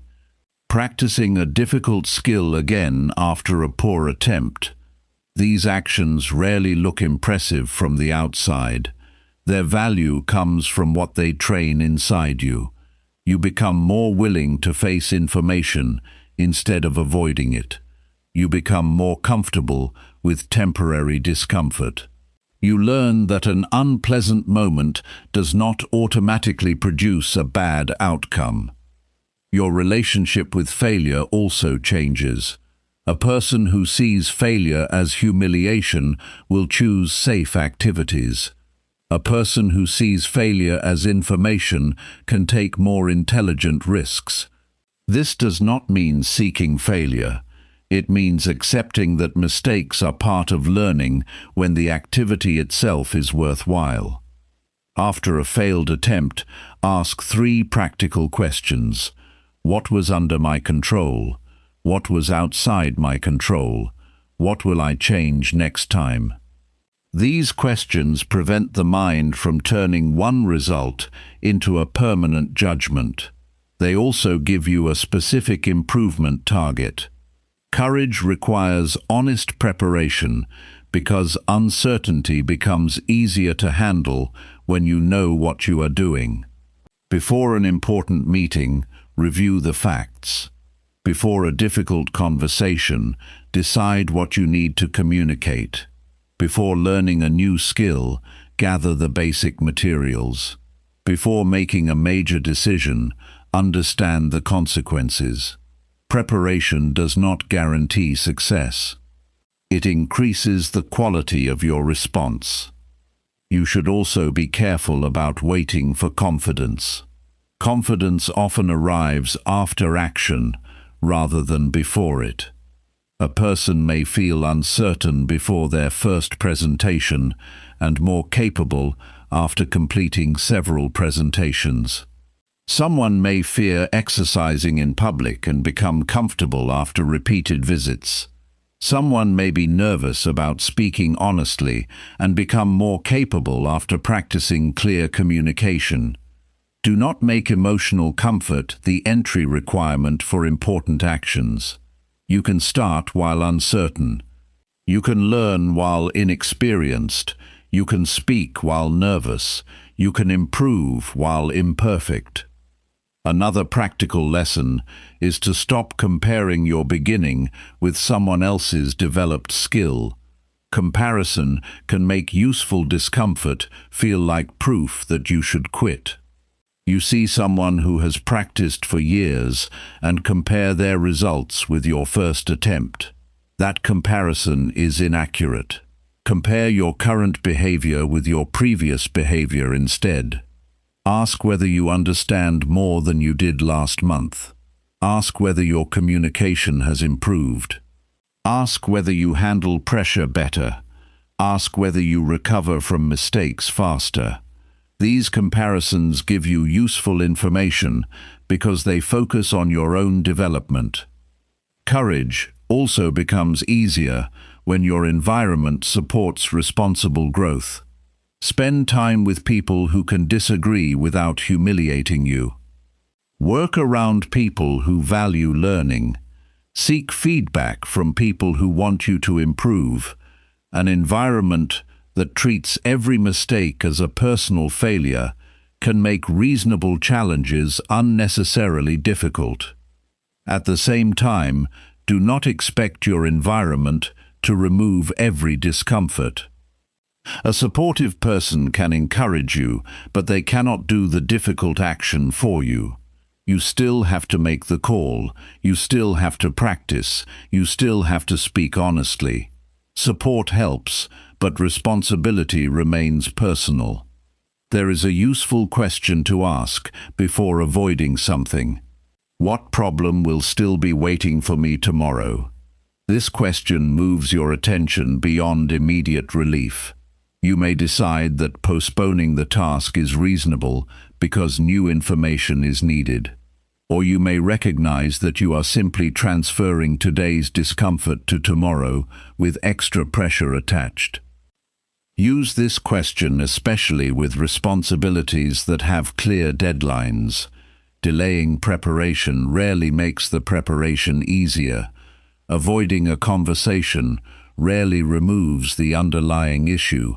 Ignoring a financial problem rarely reduces its cost. The earlier you address many practical problems, the more options you usually have. Courage can also mean accepting that some people will not understand your choices. You may decide to change your routine. Someone may question it. You may choose to study instead of going out. A friend may think you are being too serious. You may decide to leave an unhealthy environment. Someone may call the decision unnecessary. Their opinion does not automatically make the choice wrong. Check your reasons. Check the facts. Consider the consequences. Then continue if the decision remains sound. You do not need to make every personal decision easy for everyone else to understand. There is a deeper lesson here about personal growth. You cannot build a different life while protecting yourself from every uncomfortable experience required to create it. Learning requires correction. Responsibility requires difficult decisions. Strong relationships require honest communication. Better habits require giving up some familiar behaviors. Progress requires you to tolerate periods where the new behavior feels awkward. That does not mean you should make life difficult for no reason. It means you should stop treating discomfort as proof that you are making a mistake. Sometimes discomfort simply means that you are doing something unfamiliar. The practical goal for tomorrow is small. Choose one useful action you have been delaying because it feels uncomfortable. Define the action clearly. Give yourself a reasonable starting time. Remove one distraction. Complete the first part before evaluating how you feel. Afterward, record what actually happened rather than what you feared would happen. Do this repeatedly, and your judgment improves. You begin learning which fears contain useful warnings and which fears are mostly resistance to change. You discover that some tasks were easier than expected. Others may remain difficult, but you become better prepared for them. The important change is that you stop allowing the first feeling of discomfort to make the entire decision. You will still enjoy comfort. You should. Rest after effort. Spend time with people you care about. Enjoy quiet moments. Protect your health. But let comfort serve your life rather than direct every decision. Choose the difficult action when it protects something important. Speak honestly when silence is creating a larger problem. Learn the skill that your future responsibilities require. Admit the mistake that needs correction. Leave the routine that repeatedly produces the same poor result. Ask for help when your lack of knowledge is slowing you down. Each choice gives you information about yourself. You learn what you can handle. You learn where preparation is needed. You learn which fears are useful and which ones are holding you back. You become more capable because you are no longer measuring every decision by how comfortable it feels. The strongest change is often very ordinary. You wake up and do the task you promised yourself. You make the call. You enter the room. You ask the question. You listen to the answer. You correct your mistake. You continue. That is how courage becomes part of daily life.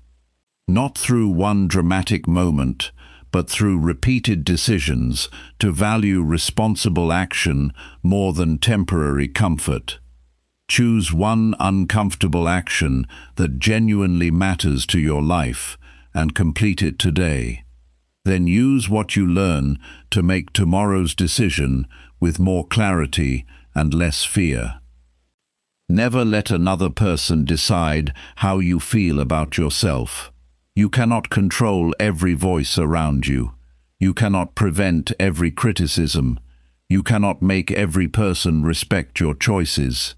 But you can decide how you respond. The next time someone tries to make you nervous, pause before reacting. The next time fear enters your mind, look at the facts. The next time someone disrespects you, remember that you are allowed to create distance. The next time criticism hurts, take the useful lesson and leave the unnecessary judgment behind. Real confidence is not shouting louder. It is staying clear when someone else becomes emotional. It is speaking honestly without needing everyone to agree. It is walking away without needing revenge. It is trusting yourself enough to make a responsible decision even while you feel uncomfortable. Take these lessons into your daily life. Practice them in small situations. Notice your reactions. Correct yourself when necessary. Keep improving. And remember this: your confidence should be built by your character, not controlled by someone else's behavior. Come back whenever you need a reminder that calmness can be practiced, courage can be developed, and self-respect can be strengthened through daily choices. Your life becomes more peaceful when you stop giving other people permission to control your mind.